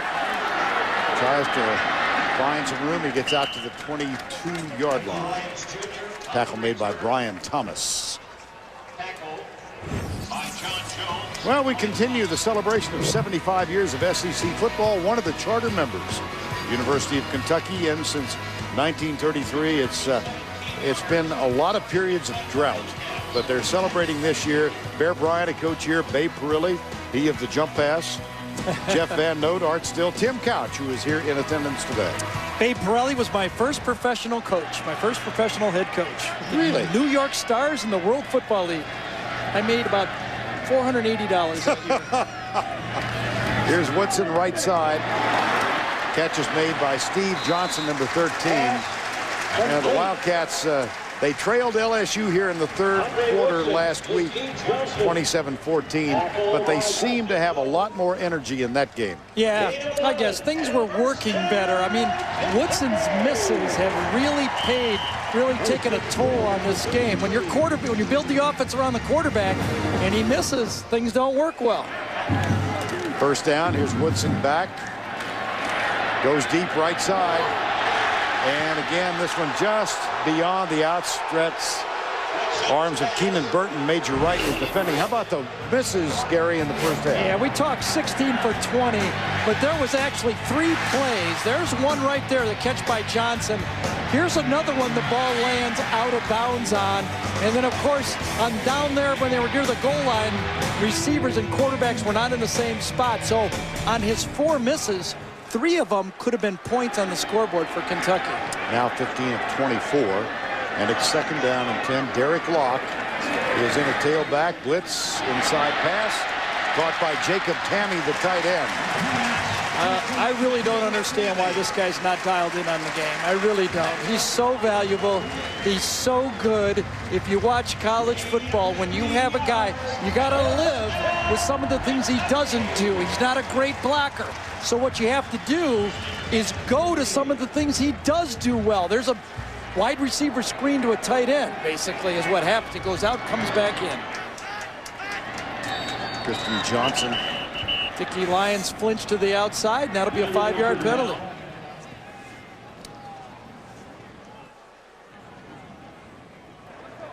Dead ball, false start.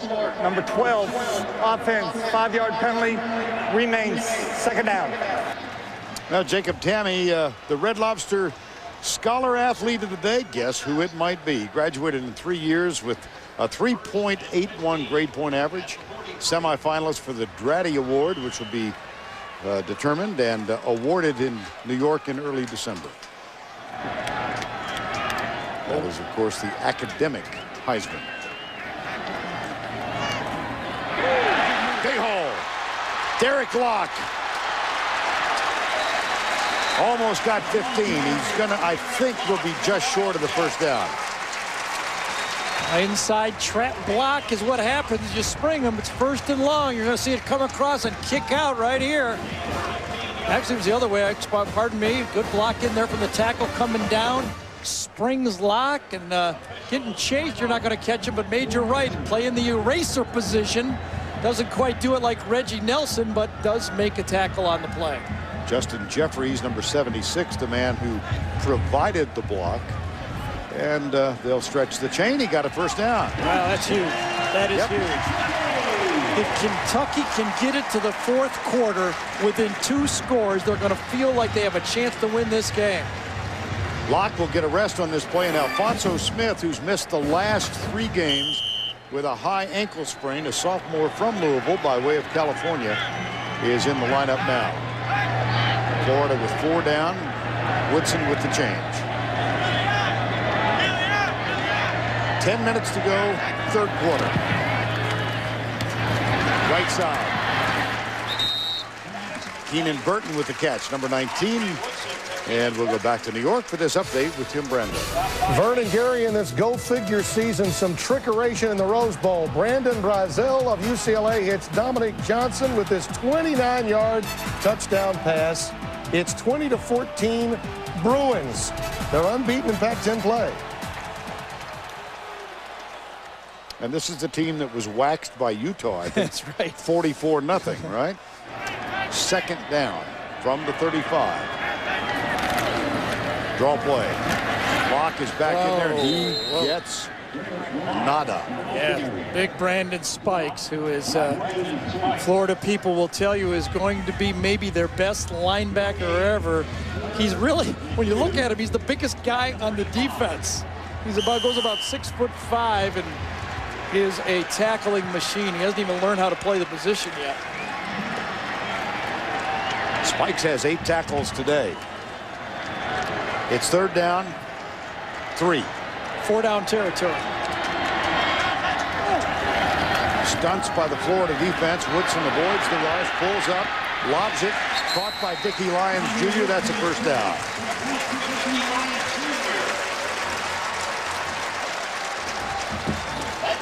Keenan Burton complaining about downfield activity. See the 2 quarterbacks. Tebow's doing it spectacularly. Woodson has been coming on, thrown for 200 yards, obviously, but he is really, you know, the whole offense, he just has not been making the big plays. Last week, LSU did not make the big plays. This week, Kentucky's not making the big plays. 1st down and 10. Locke right side. Four-man Florida rush. Woodson holds it, has a man open, caught at the 5. Jacob Tamme, touchdown, 28 yards. You don't understand why they don't go to this guy more. He is a total mismatch on the field. He's got a linebacker on him.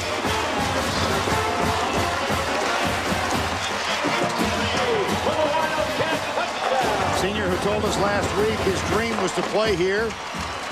He was offered a scholarship. He missed his visit because his high school team, Danville, lost a game after having won 47 in a row. And Guy Morris withdrew the scholarship. There were probation limitations involved as well. I love that they're kicking the extra point here. 11 points is better than 12. You don't want to chase it, make it a 10-point game. Lomas Seaburn gets the extra point. It's 28-17. Beautifully designed play. It's a fake halfback screen. Watch all of the linemen go out.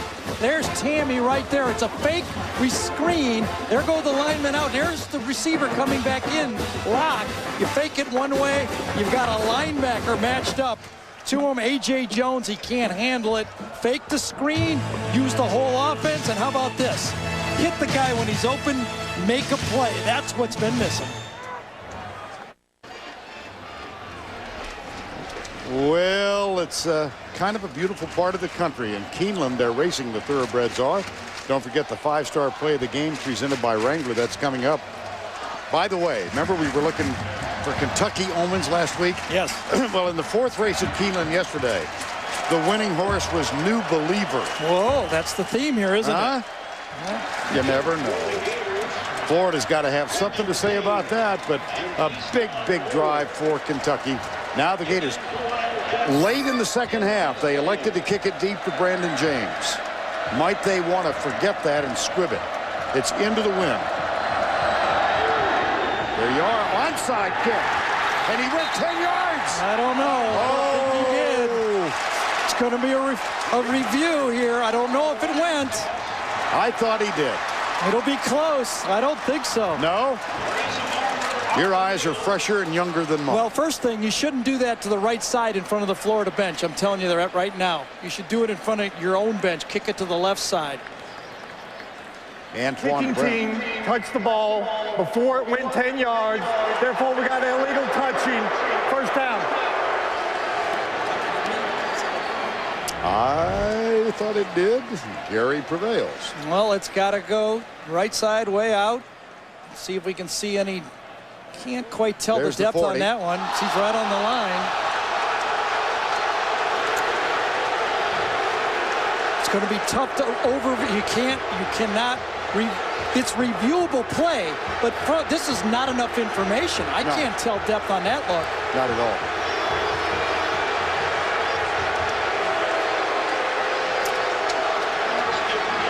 Will the replay official stop the game and try to wait for more looks? That's going to be the question. Yes, he will.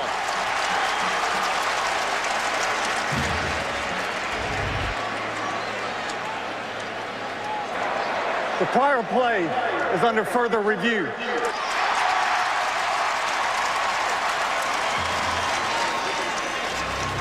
And so we'll give you the best perspective that we have. And that is this end zone. I think he's short, but there's nothing there to say that's a. No. I mean, the call was short. I think he's short. The official, here's a blimp look at it. This official right here throws his beanbag short of the line. Oh, it's the next official, baby. Watch it right there on the 35-yard line. It's actually this official that throws his beanbag to the left of the line. He makes a left-hand toss on it. Well, I would say there's not enough there to overturn. That's short. That's short. I think that's clearly short. Caught that ball clearly on his left shoulder. He was straddling the line. Vern is hoping for the and I'm just against them.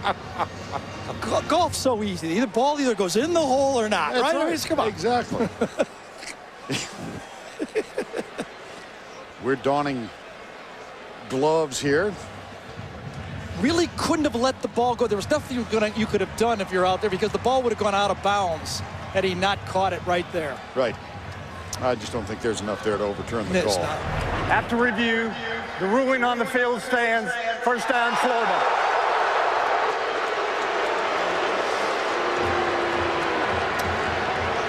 Let's look at this.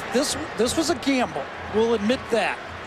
But it was a good gamble. It was wide open for the onside kick if had it been executed. Again, execution has not been there for Kentucky so far in this football game.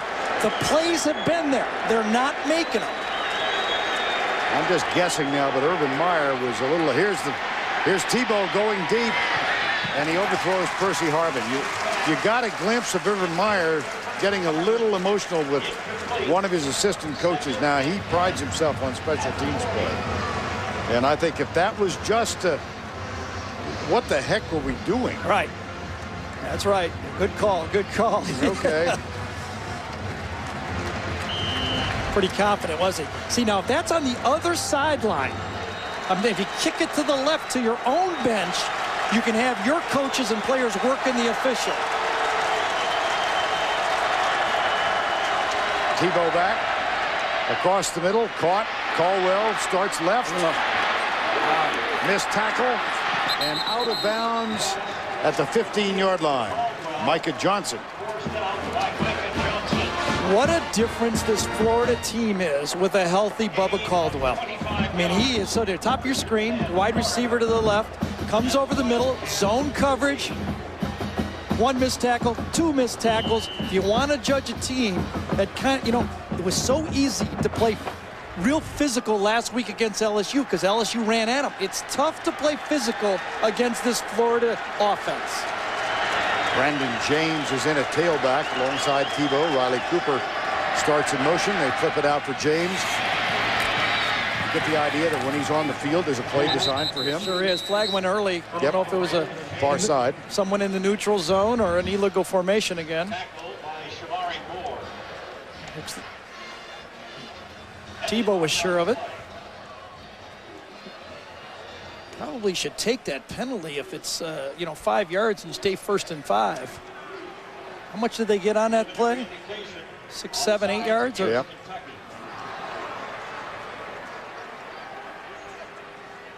They're going to take that penalty, I'm pretty sure. Which would give them a 1st and 5. Yep. Yes, because even if you get 6, 7 yards, you're better off with the down. Left defensive tackle on the defense. 5-yard penalty. Rich Book says, give me a number. Who? Who? Give me a number. 5 at the 10. Rich Brooks, longtime coach at the University of Oregon. Matter of fact, we're playing on C.M. Newton Field here, the former Kentucky athletic director. The field at the University of Oregon, Brooks Field. I'll be darned. Named in his honor. First down. You got a big quarterback draw here, don't you? I'm not disagreeing with your call. Well, or you could have him hand it off. Same thing. Got to run a guy in. You start out and spread. You move somebody back, and you run the ball up the middle. Largest crowd in the history of Commonwealth Stadium here today. 71,024. The listed capacity at 67,000. They gather on a beautiful October afternoon and watch the Kentucky team jump out to a 7-0 lead. Tebow threw for 2 to make it 14-7. With the score 14-10, this man, a jump pass to his tight end, Aaron Hernandez. It was 21-10 at the break. Right now, 28-17. There's Tebow.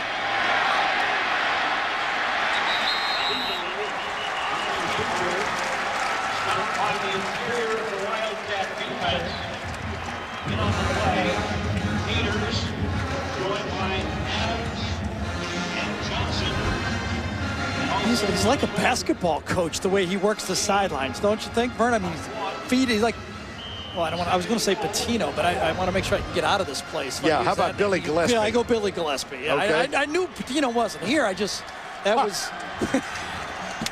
want to make sure I get off the elevator. Yeah. Someone grab me. Well, they need a coaching box in football, maybe. That's right. He was 3 yards. on the field. Here's Tebow on second down. Urban's trying to call timeout, and he's on the 15-yard Look where he line is. running out. He's 5 yards out. I think that rule has to change in college football. I think timeouts must be called with somebody on the field. I don't like this coach calling it out. That which leads to those last-second timeouts. Don't like it.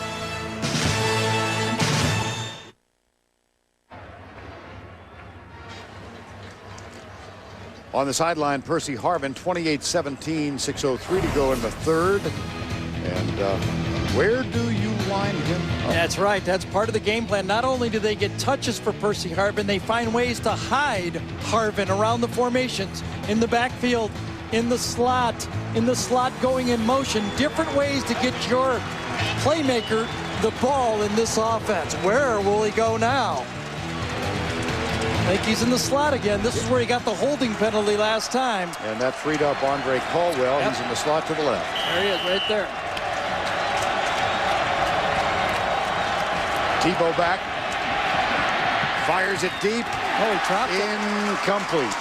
Oh, Keyston Moore. All by his lonesome.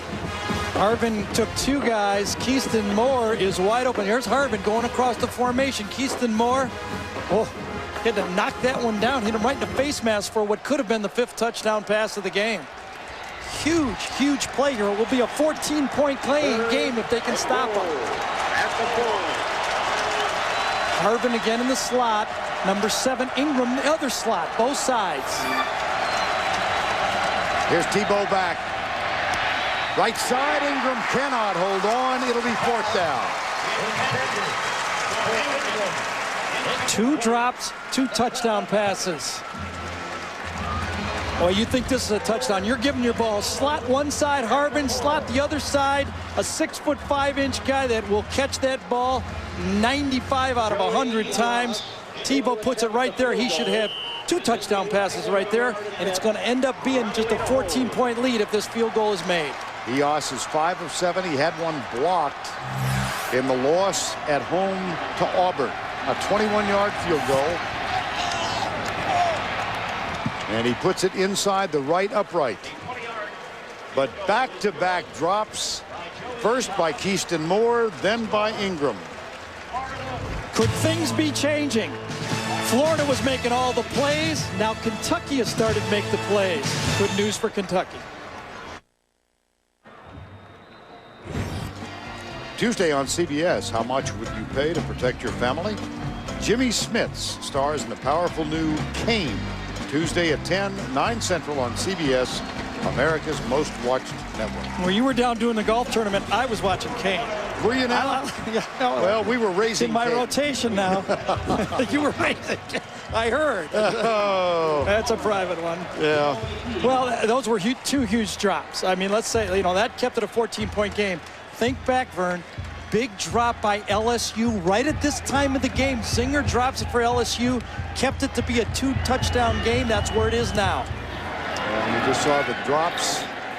Subsequent Keyston Moore and then Ingram. Here's Lyons Jr. Keyston Moore first, Gary.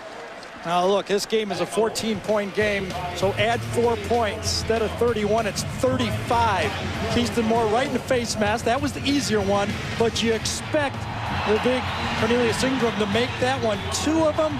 So instead of it being a 14-point game, a 19-point game, it is a 14-point game. That means they can be patient and run the ball just like last week against LSU. First down and 10, 5:43 to go in the third. Draw play. Left side, Derek Block. And let's go back to the studio for this Liberty Mutual update. Here's Tim Bradley.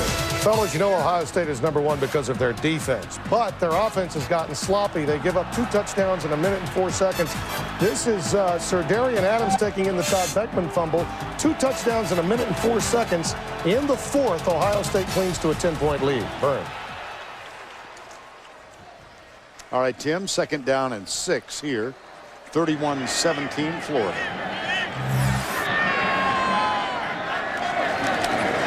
Woodson goes right side. Joe Hayden over the back and no flag. When are you going to learn? You got to throw that ball the other way. You're never going to get that call over there. That Florida bench is not going to give you that call. Watch this. Clearly, he touches the receiver just as he reaches over the ball. Look at the coaches clapping in the background. Good play, good play, good play. On the other bench, it would have been interference, interference. And it's 3rd down and 6. Woodson, pressure from the edge, pumps once, goes deep, caught. 1st down at the 46. Catch made by Steve Johnson, number 13. Well, that was a pocket pass. They threw the quick pass on 1st down. Watch this front here. This is the pass rush that everybody feared. Look at that. Pump fake, stay. A perfectly delivered ball, but give that one to the offensive line. And that allows this Kentucky offense to do what they want to do, which means throw it a lot of different ways. Quick, pocket, play action, and roll out. 1st down and 10, and Woodson will throw. No, he will not. That's the 4th sack today. This one from Javier Estepinen, the often injured junior. Well, last year's game was 6 sacks by the Florida defensive line, but that was a different defensive line. Those guys, controlled football games for Florida. 4 sacks today seems to be larger to me than the 6 sacks last year. And this is an offensive line that yielded 0 sacks against LSU last week. One of the big differences in the ball game. Little inside screen to Johnson. He cuts left and is down at the 50-yard line. It'll be 3rd down. Tackle made by Major Wright, number 21. When the pass rush comes, the adjustment is the wide receiver screen to the bottom of the screen. Watch here. Pass rush, you hit my quarterback, I'm going to hit you with one of these wide receiver screens right here. That's their answer. They don't have the option. They don't have a running quarterback. That's what they dial. 3rd and 7.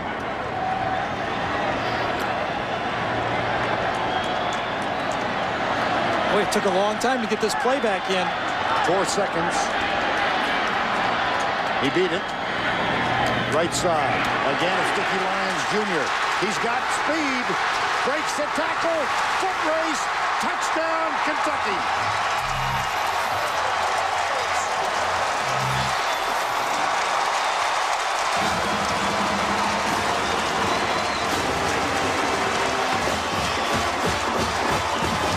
Joker Phillips, the offensive coordinator.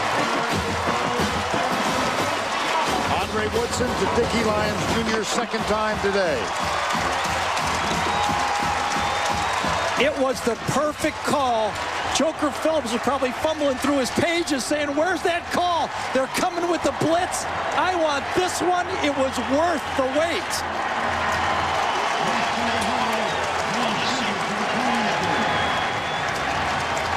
Kudos to that guy. He dialed up the perfect call. Lona Sieber with the extra point. It's a 7-point game with 3:05 to go in the 3rd quarter. If you know the blitz is coming, and here comes the blitz, you react by throwing the wide receiver screen. Here it comes. Man-to-man, you only need 1 block. You get it inside. I think it was Eric Scott, the center, got the key block. Dickie Lyons runs through a tackle, and that's all there was to it. Dickie Lyons Jr. told us yesterday he was clocked in 4.43 in the 40-yard dash. It was just enough.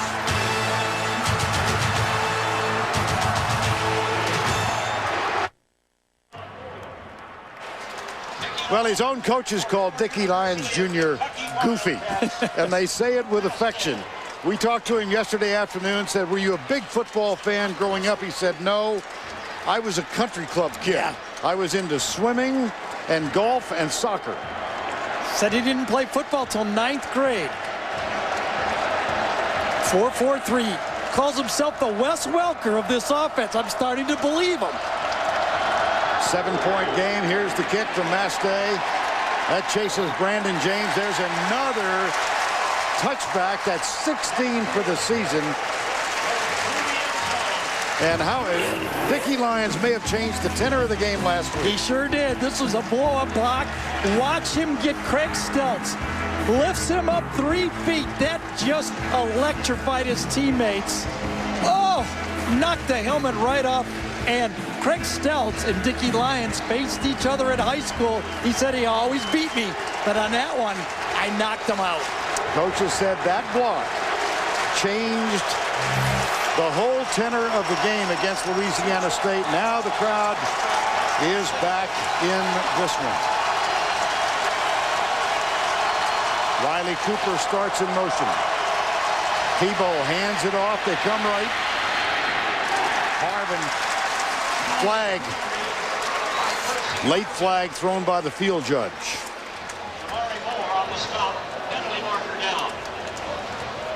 It was a big-time tackle that time.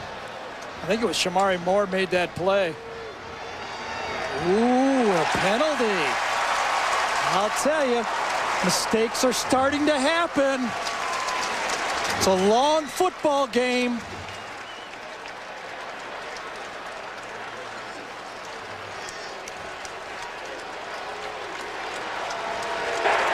During the run, holding number 86, offense, 10-yard penalty to the end of the run, replay first down.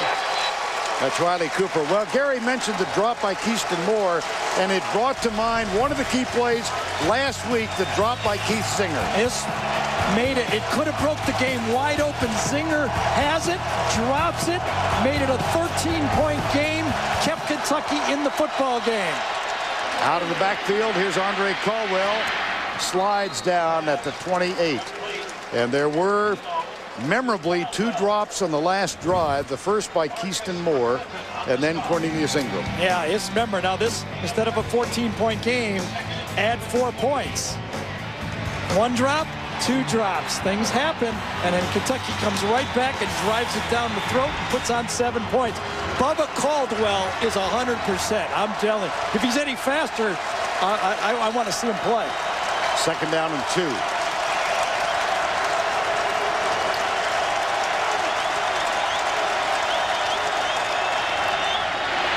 Well, Tebow turned to fake it to the left. Keyston Moore went right. Well, the similarities here are getting a little eerie. Let's go down to Tracy. That's true, guys. Not only is the crowd back in this, but the sideline back in it. Dickie Lyons Jr. with the game-changing performance. Last week, he went up to his receivers and he said, you guys, this is just like against LSU. Let's do it again. Let's do it again. And then he went back out there and scored the touchdown. Rich Brooks with a pat on the shoulder told us yesterday, oh, here's a sideline. No, it's going to be 12 men in the huddle. Illegal substitution. Now Thomas Ritter was broke the huddle with 12. Substitution infraction on the offense, breaking the huddle with 12 players. 5-yard penalty. First down. I'm going to see it. The 12th guy comes in. Watch, there's 12 guys in the huddle. One more guy. Harvin's going to leave late right there. Yep. There's the 12th guy that leaves late, and that's going to be an illegal substitution call. 1st and 15. 31-24 with 90 seconds to go, 3rd quarter. That's Caldwell. Option play. Tebow keeps. Tebow is cut down by Jeremy Jarman. The fascinating young man whom we spent time with last week. Jarman, who interested in theater, interested in the diplomatic corps. Mentioned to you last week that he played the Colonel Nathan Jessup role. That's Jack Nicholson's role in the stage production of A Few Good Men. He also played Macduff in Macbeth. You're way ahead of me in the reading. You're way ahead of me. 2nd and 14. Tebow caught and dropped. 3rd down.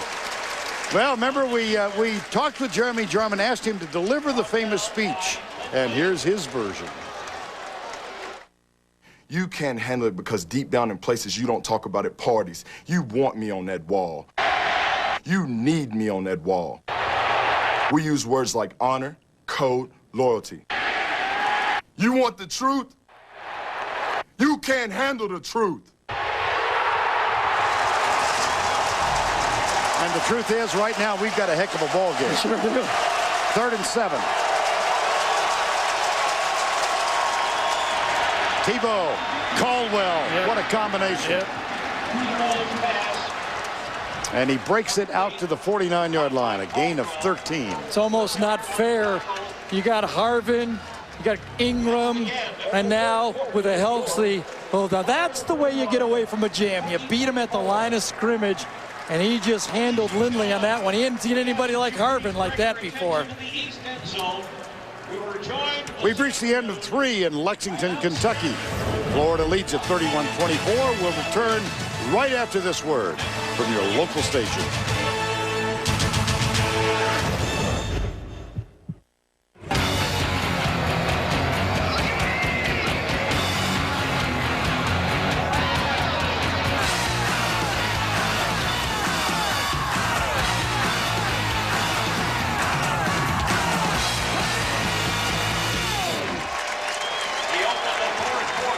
Tim Tebow has thrown for 4 touchdowns in this ball game, had a 5th touchdown pass dropped.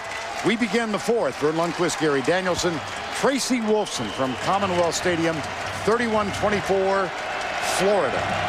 Tebow on 1st down 10, pulls it back, rolls out, lobs it. It's caught by Keyston Moore, and he avoids a tackle and then is knocked out of bounds. Well, you saw Tebow throw the ball again. He's been involved in this drive, but look, a couple of historical players in college football, Vince Young and Troy Smith. The passing percentages are about the same, 97% obviously, but look at the rushes. Vince Young rushed the ball 26% of the time for the team. Troy Smith just 15%. Tebow 46%. Tebow is running 2/3 of the offense, either running the ball or passing the ball. Those are uncharted water. That's why he's the front runner for the Heisman if he wins this game. 2nd down and 3. Quarterback draw. He comes left, gets a great block from Watkins on the left tackle spot, and he is out of bounds at the 37-yard line. We're back here in Lexington. I didn't think we could get this fortunate to get this kind of compelling game, but we have. What do you think let's talk about Kentucky and the resiliency they've shown again today. Right. I never really buy into that not enough gas in the tank. I mean, this is a Kentucky team that had to play these same big schools when they weren't as good before. At least now they have talent and they can match up. They're not intimidated by anyone anymore. Yeah, they're on defense right now, and Tebow has the Gators moving. And flag down.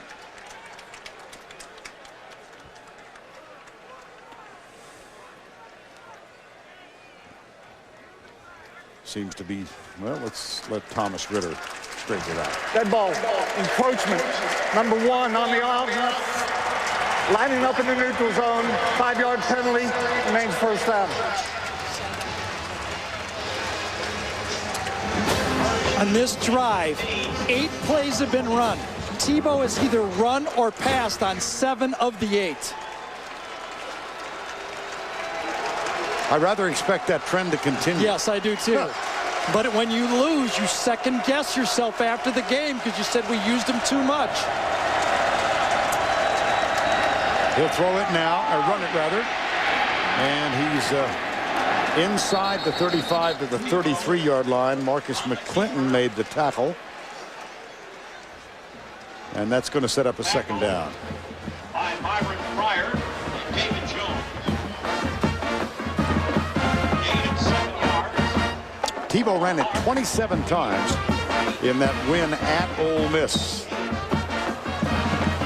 And in this game, he's either thrown it or passed it 32 out of the 52 plays.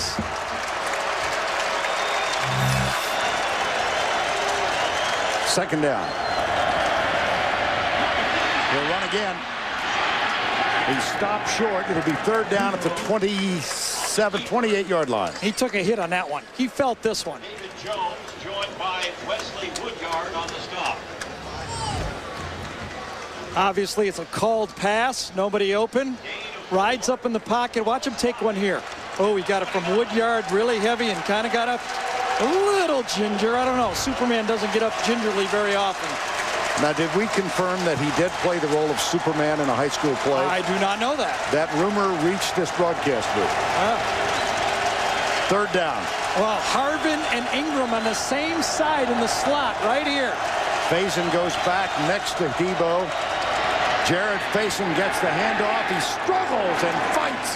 And he's got a first down at the 24. Sure does.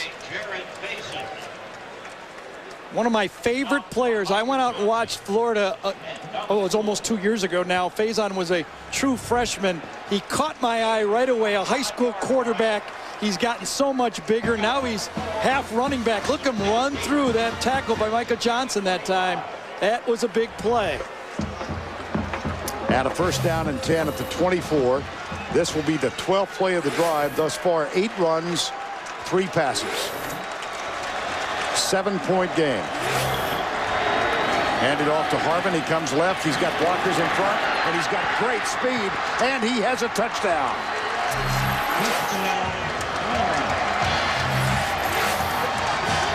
Well, we said hide Harvin. That's the exact play we saw the last time we spotlighted him. We showed that kind of freeze frame. They come back with it again, and this time he bursted through.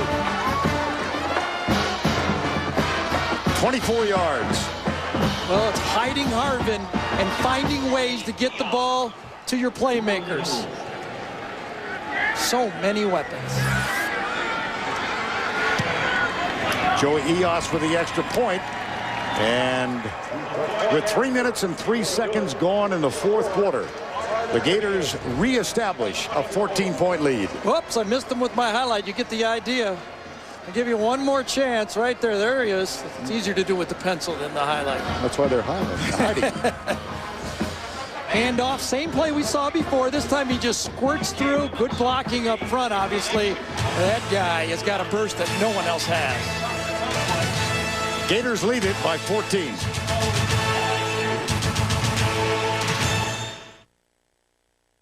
And now it's time for our Geico scoring recap. All right, take a big deep breath and stick with me on this one. Dickey Lions opened the scoring 7-0 Kentucky. Then Tebow took over. First, a touchdown toss to Cornelius Ingram. That was 10 yards, tied it up at 7-all. Next, quarterback draw fake. He goes deep to Lewis Murphy. 66 yards. Florida's up 14-7. That was followed by a Lonas Siebert 27-yard field goal, 14-10. And just prior to halftime, Tim Tebow emulating Babe Parilli from the 50s. Second time he's thrown a jump pass for a touchdown. In the third quarter, Andre Caldwell, an 8-yard touchdown reception, 28-10.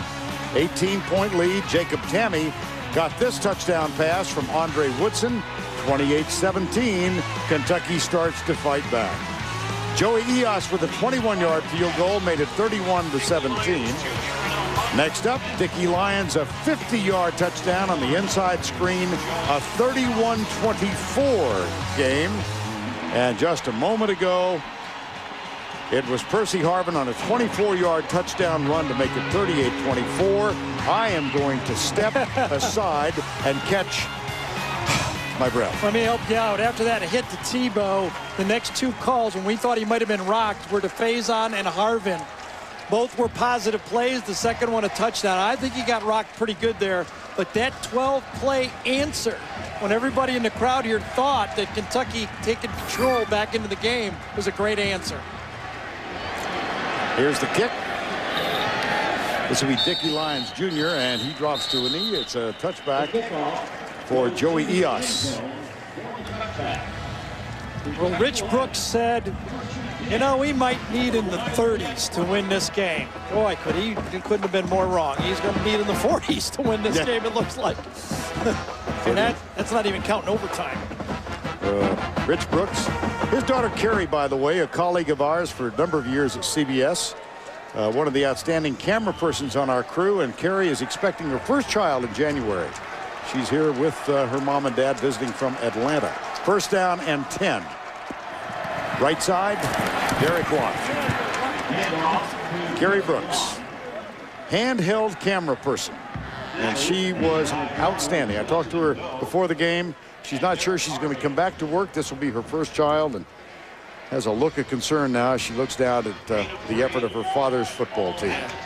2nd and 7. It's like a coach's daughter right there. She knows how to get intense into the game.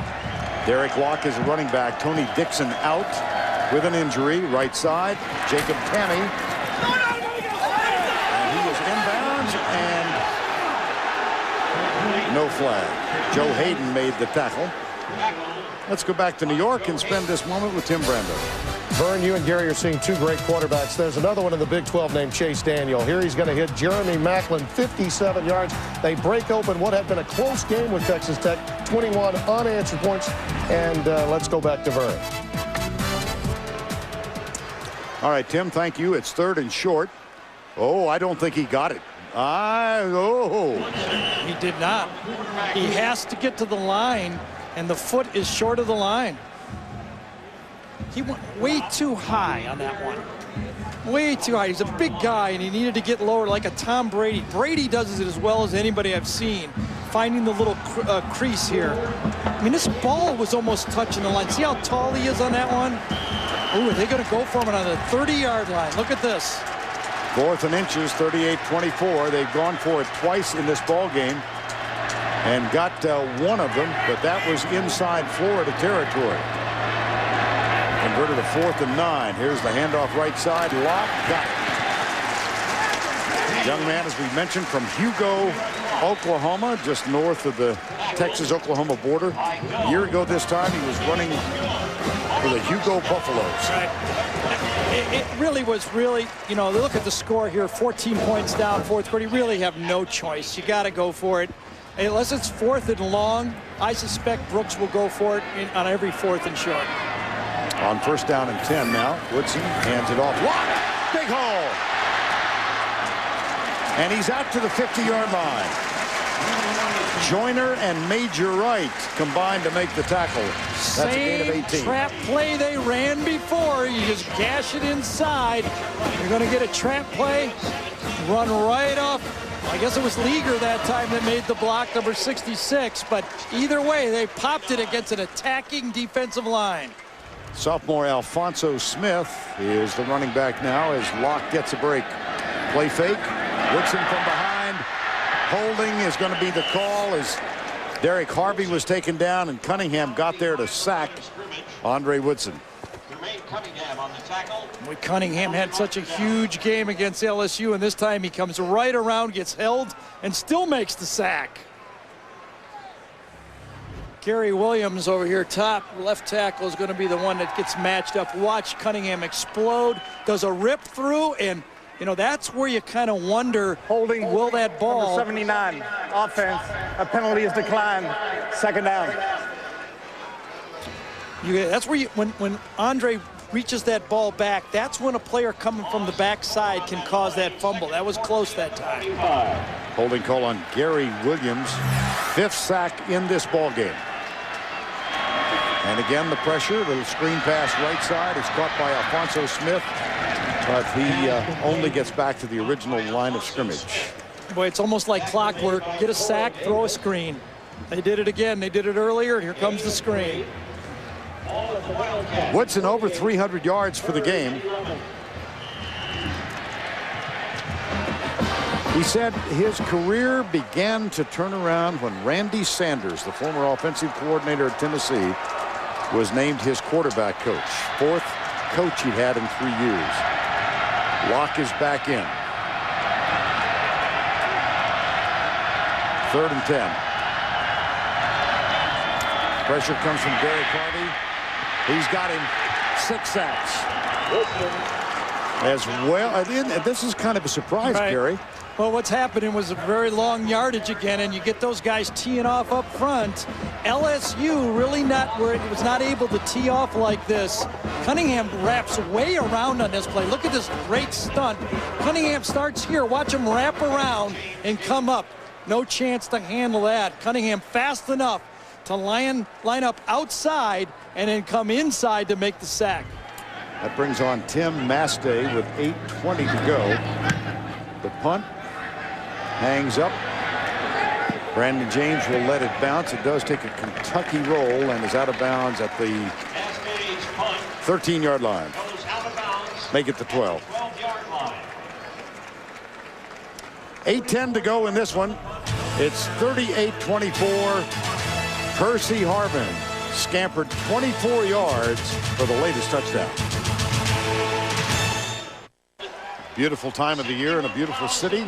Lexington, Kentucky, 38-24 with 8:10 to go in the ball game. And Tim Tebow leads his ball club back on the field. And he's doing it all. We saw that he was 66%, 67% of the offense. Today, his runs and passes, 73% of the offense, 40 plays. It's one thing if he was passing all the time. He's running and passing, an amazing statistic. First down and 10. Tebow hands it off up the middle. It goes to Percy Harvin. And Harvin driven back. Well,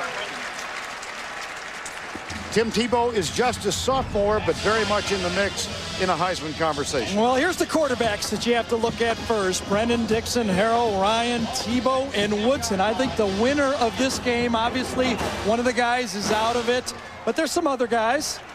The running guys get a shot. Everybody's talking Hart. I think Dorsey's going to have trouble now. McFadden needs a huge game, but Rice helped himself Thursday night. He's still in it.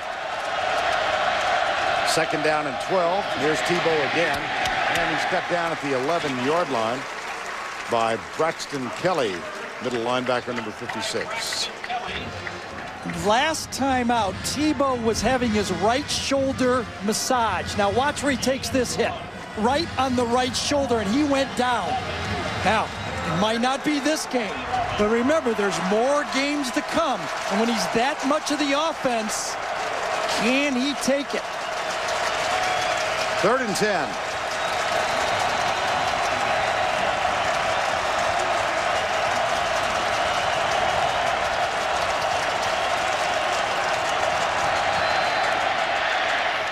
Right across the middle. Caldwell can't hang on. He's popped by Marcus McClinton about the time the ball got there. It'll be 4th down. Caldwell, I don't even know what to say. He's putting his mouthpiece in when he runs off the route, and he's lucky he had the mouthpiece in. I don't know what he was doing. Coming out, I had my eye on him going, what is going on here? He was coming off adjusting his helmet or mouthpiece or something. Still a football game. Chaz Henry is on to punt. DeMario Ford awaits the punt. Henry booms this one. That's well done. Good downfield coverage. Ford, though, with a slight chance to return it. Tony Joyner makes the tackle at the 44-yard line. 50-yard punt, 6 on the return. 6:34 to go. 14-point difference.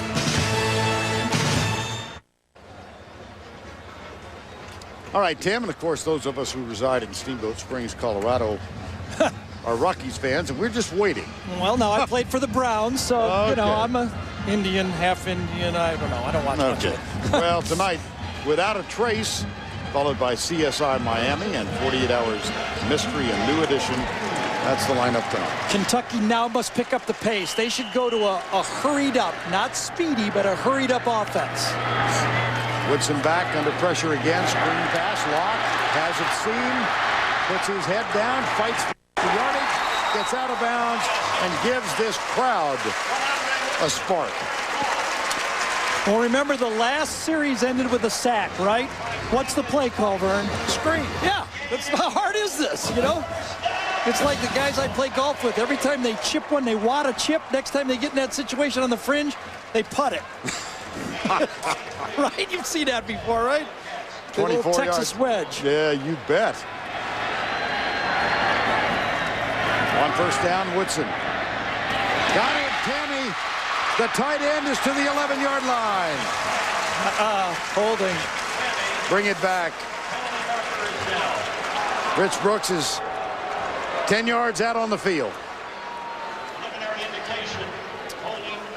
I was going to say that Woodson had a lot of time to throw this one.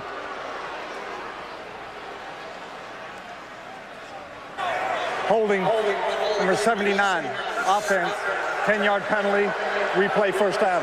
Well, Gary Williams has had a tough afternoon. It's this time again in, boy, I don't know if this one, I'm not sure if it was on Gary Williams 79 or not. That call is out here. Let's watch this. Inside move.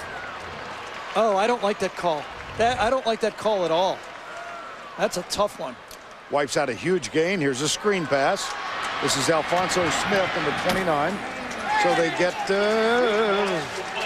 13 of it back. Well, they need to hurry up and get to the line of scrimmage now. You got to think of the next. You need 2 scores. You got to think of the next drive. You want to save all your timeouts. Timeouts in college football are more valuable on defense than on offense. Snap is back. 4-man rush. Deep left side. Steve Johnson comes inside and then gets to the 25-yard line. It's going to bring up a 3rd down. 5.5 to go. Clock running. Kentucky has all 3 timeouts remaining. Florida has used 1.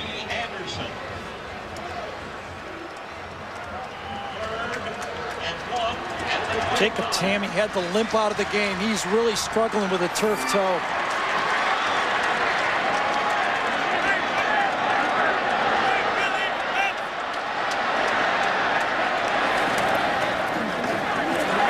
Quick flip to Mario Ford out to the left side. That does allow them to move the chain, and it stops the clock as he goes out of bounds at the 23. See, I have no problem with you taking your time on 3rd down, and you got to make the 1st down. You can't hurry up and give yourself 4th down. It was a very strategic and good use of the clock there. Now Tamme, who was described as gimpy by his coaches yesterday, is back on the field. And Derek Locke, the freshman from Hugo, Oklahoma, is the running back. Keenan Burton has been quiet, number 19. Woodson, nobody there. Now he finally lobs it out left side in the general direction of Steve Johnson. 2nd and 10. Well, earlier today, South Carolina upset at home by Vanderbilt. Georgia has the week off. They take on Florida next week. Tennessee, losers today. They were thumped by Alabama. Vandy at 2-3. So this one has some meaning. Here's the handoff to Locke, straight up the middle. Protecting the ball. He gets down to the 14-yard line. What a find, huh? I mean, you got a guy walks in here, brings his highlight tape with him when he comes here on a track opportunity, and he's come through there. Kentucky would not be where they are without him. On 3rd down. Hand off to Locke. He darts to the left, cuts inside, gets to the 11. That's going to move the chain. 1st down and 10. Now's the time to get up there and get ready for a play. Call one of your favorite plays. It's 1st down. Clock is stopped. Hurry up. You should not waste more than 5 or 6 seconds to snap this ball. Beautifully done by Kentucky. On 1st down. Burton and Lyons are right side. The handoff up the middle. Locke down to the 5. Derek Harvey makes the tackle. 4:09 to go. Yeah, this is Tamme territory, and there's no Tamme out there, is there? Is he out there? No, he's not. This is Woodson checking off. He did not look over to the bench. Drills it right side, inside. Incomplete. Intended for Keenan Burton. Wandy Pierre-Louis was defending. Slant pass, matchup you want. Your go-to receiver, player off. This should be completed. Ball was way behind. You're not going to get that call. That ball was poorly thrown. I don't know if it was tipped or not, but you're not going to get that call. That should have been a touchdown. It's 3rd down and 5. With 3:45 to go. Lyons and Burton to the right. Johnson to the left. Woodson. Into the end zone, deep, incomplete. Tony Joyner defending on this one. And finally, will Florida get a 4th down stop? They have not do it. Now remember, there is no face guarding in college football. Tony Joyner's not looking for the ball from behind and hits him right in the back. Number 19, that is not a penalty. I couldn't see if there was a hand on Burton before the ball hit Joyner. And we might like to go back one more time to look at that to see if someone else grabbed Burton before the ball hit Joyner.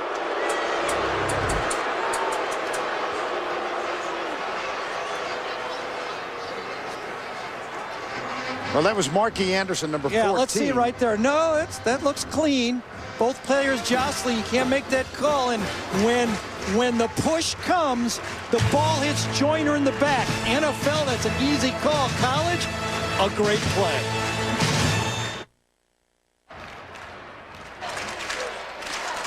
Sun setting here in Lexington, Kentucky. Time running out on the Wildcats, 38-24. Rich Brooks' team has a 4th down and 5. Steve Johnson has been his money guy in these situations. Woodson looks the other direction into the end zone. That's caught, and that is a touchdown. Dickey Lyons again.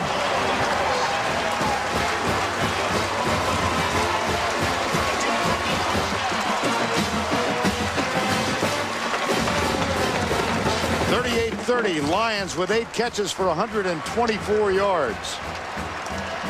Looking at the coverage, you can see why Andre Woodson threw to the right. It was double coverage that time on Steve Johnson. He made the proper read. He used his eyes. It's going to be reviewed. But remember, there was an opportunity for Kentucky to get a 1st down on the play. It's either a 1st down or a touchdown. And the question is, you know, the proverbial breaking of the plane. Yes. Perfect guy to go to. He got the guy one-on-one on Tony Joyner.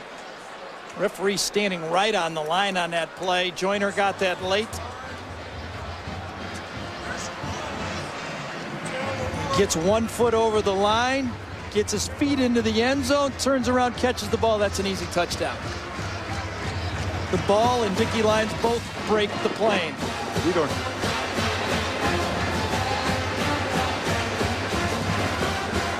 One more look. Well, that's pretty clear. Now 3:35. Kentucky 2 timeouts remaining. Now the review continues. Dickey Lyons Jr. And the play under review. James Allison, the replay official. Thomas Ritter. And here is the announcement of the decision. Bet it stands. After review, the ruling on the field is confirmed. Touchdown.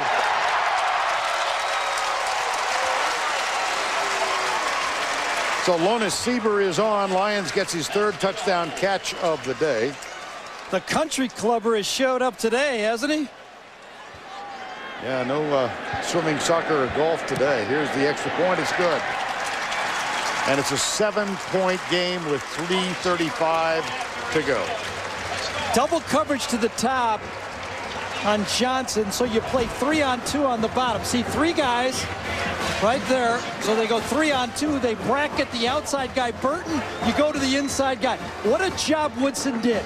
He knew Johnson was double covered. He knew one of the 2 guys to the other side would be single covered. He went to the one guy with one guy on him. And so the Wildcats have clawed themselves back. They trail by 7.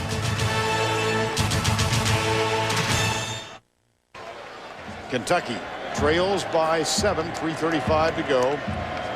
In the SEC, Georgia got a successful one against Ole Miss. They'll pooch this one, and Brandon James picks it up on one hop.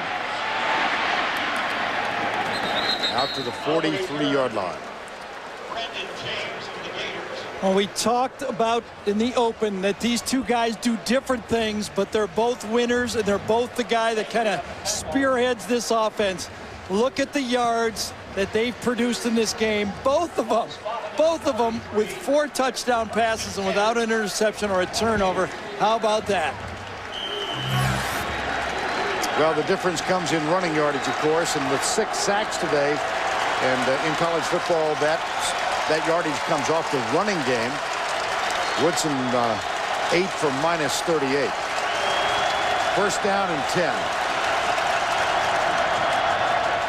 Tebow pulls it back and throws it out after he faked to Keyston Moore. He finds Keyston Moore across the 50 to the 47-yard line. How about that call, by the way? We thought it was going to be another one of these Tebow attack guys right here. That's how he's ran the ball. Most of it inside the tough yards, inside the tackle, right and left. A couple of them to the outside, but Tebow has earned every yard and carry today. How about that call? First down. I know that is a Dan Mullen call, saying, I don't want to give the ball. There's Dan in the middle, not sipping the coffee, or the guy not spitting out a little chew. One of the two, I'm not sure. Right? I'm not exactly sure. That'll be short. Let's go down to Tracy for an update on Tim Tebow. Gary, as you mentioned, trainers were looking at Tim Tebow's shoulder. They told me he's fine. They gave him some pills for the pain. But, guys, I have to tell you, from watching him on the sidelines running up and down, it looks as though it may be his back, his legs. He keeps stretching it. Not surprising with the beating he takes out there. Second down and a foot. I thought he was favoring his right arm running out there. He was moving his left arm, but he was holding his right arm still. I think if they run the ball with Tebow again, they will run it to the right so he can take hits. Well, that's his passing shoulder. Yeah. See, that's the problem here. I'll tell you, the last big run he made when he got hit, for the first time I've ever seen him, he winced. First time I've ever seen a wince from him. Well, the Florida Gators today have run the ball 26 times. This guy has run it 18 of the 26. The running back has not run the ball once. Here's Tebow with a delay. How about that little bit of trickery? I think he thought the play was called dead. I honestly, I do. I don't think he knew. And by the way, they did run that ball to the right so he didn't get popped.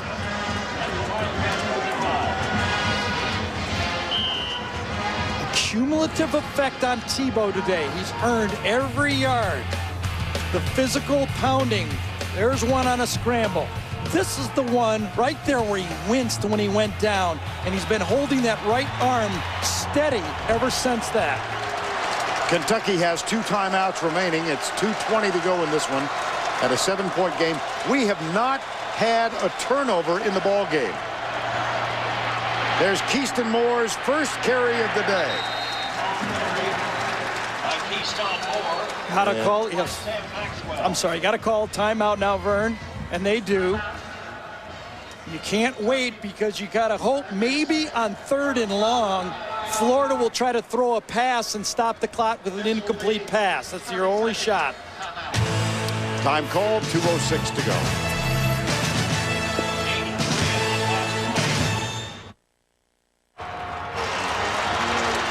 Now time for the Ruby Tuesday player of the game.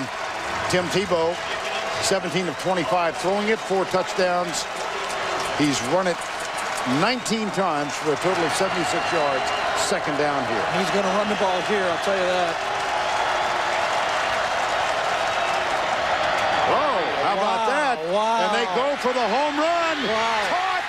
How about that? Percy Harvin at the 2-yard line. If he does not complete that ball, the clock stops, and the last time out, you talk about a coach that believes in his quarterback.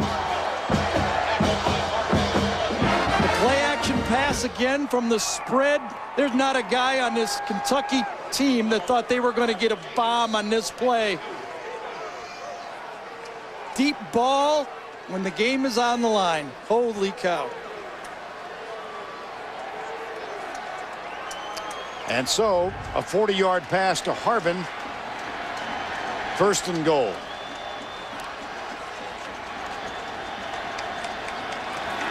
Tebow. Touchdown for the 10th time this year on the ground. Tim Tebow, that's his mom Pam to the left, his dad Bob. kind of pride do you think they have? What a game from a football player today, huh? What a game from that football player today. I give it the credit to the whole Florida team. I mean, they'd answer. Their offense has been unstoppable. But those two calls from the Florida offense, first down pass and that second down pass, are amazing calls. Joey Ias knocks it home. It's 45-31. Tebow has now rushed for 10 touchdowns this season. And look at Urban Meyer in the background.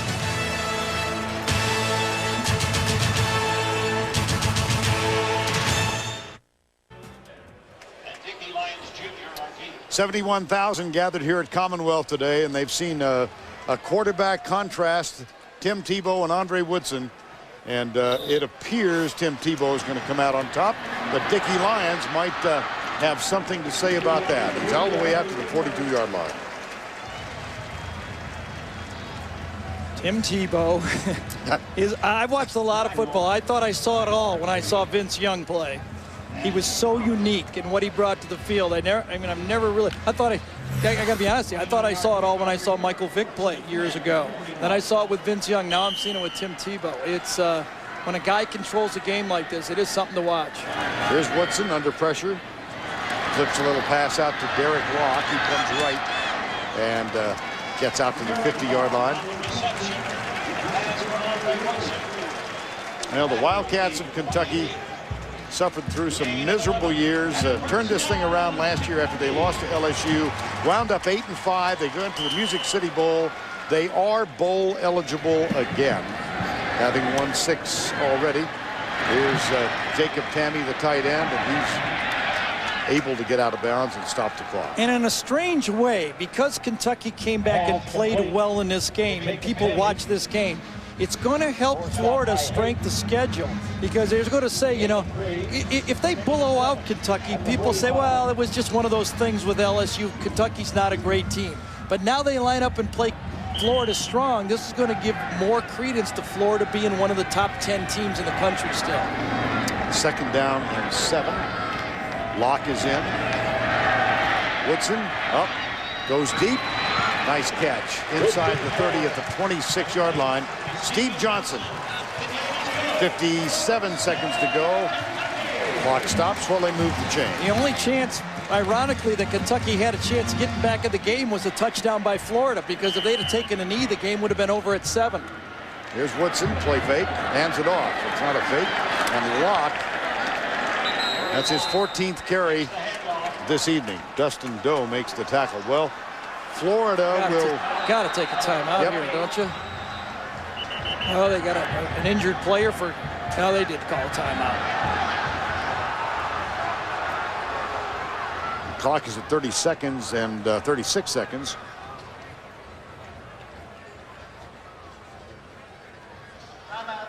Well, it's time now for our Wrangler 5-star play of the game. The call, Mick Huber of the Florida Gator Radio Network. 2nd and goal. Tebow in the gun, takes the snap, wants to run. Now jump pass into the end zone, wide open. It's a touchdown. Aaron Hernandez, the recipient of Tebow's jump pass in the end zone, and the Gators lead 20-10. That jump pass just before the halftime, and my partner Nostradamus called it. Well, let's just go back. I mean, the game is not over. It probably is over, but there's life. If Florida, after the long pass down to the 1, just takes a knee 3 straight times, the game is over for sure. If they hit a pass, onside kick, you never know. We've seen crazy things in the stadium a few years ago, right? Bluegrass miracle. Yep. But Kentucky has played a decent football game. They are a legitimate contender to beat anyone in the country. Wildcats with a 2nd down. Woodson, incomplete, intended for Locke. Clock stops at 35. Rich Brooks, 66 years of age. Mitch Barnhart elected to keep his services in the face of mounting criticism a year ago, and lost opportunity today, apparently. I think there's a lot of coaches in college football that are doing that. Oh, my God, just one play here, one play there. It could have been any way. They could have been still in this thing. On third down, the pass is complete to the tight end, Jacob Tammy. Got to get up there and ground it now. Just throw it into the ground. Stop that clock. You don't even need a call here.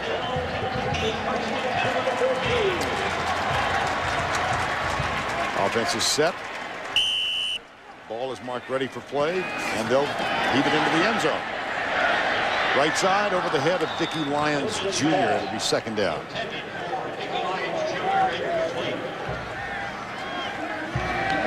In his career, Urban Meyer has never coached teams that have lost 3 in a row. Only once in his career has an Urban Meyer coached team lost back-to-back. Twice now. Happened this year with the loss to Auburn and to LSU. It happened previously in 2002 at Bowling Green. Second down. Keenan Burton to the 5. Can't stop the clock. They'll hustle and try and get one more play. What a great game played again by both of these football teams. 3rd and 2. Woodson still looking. Touchdown, Kentucky.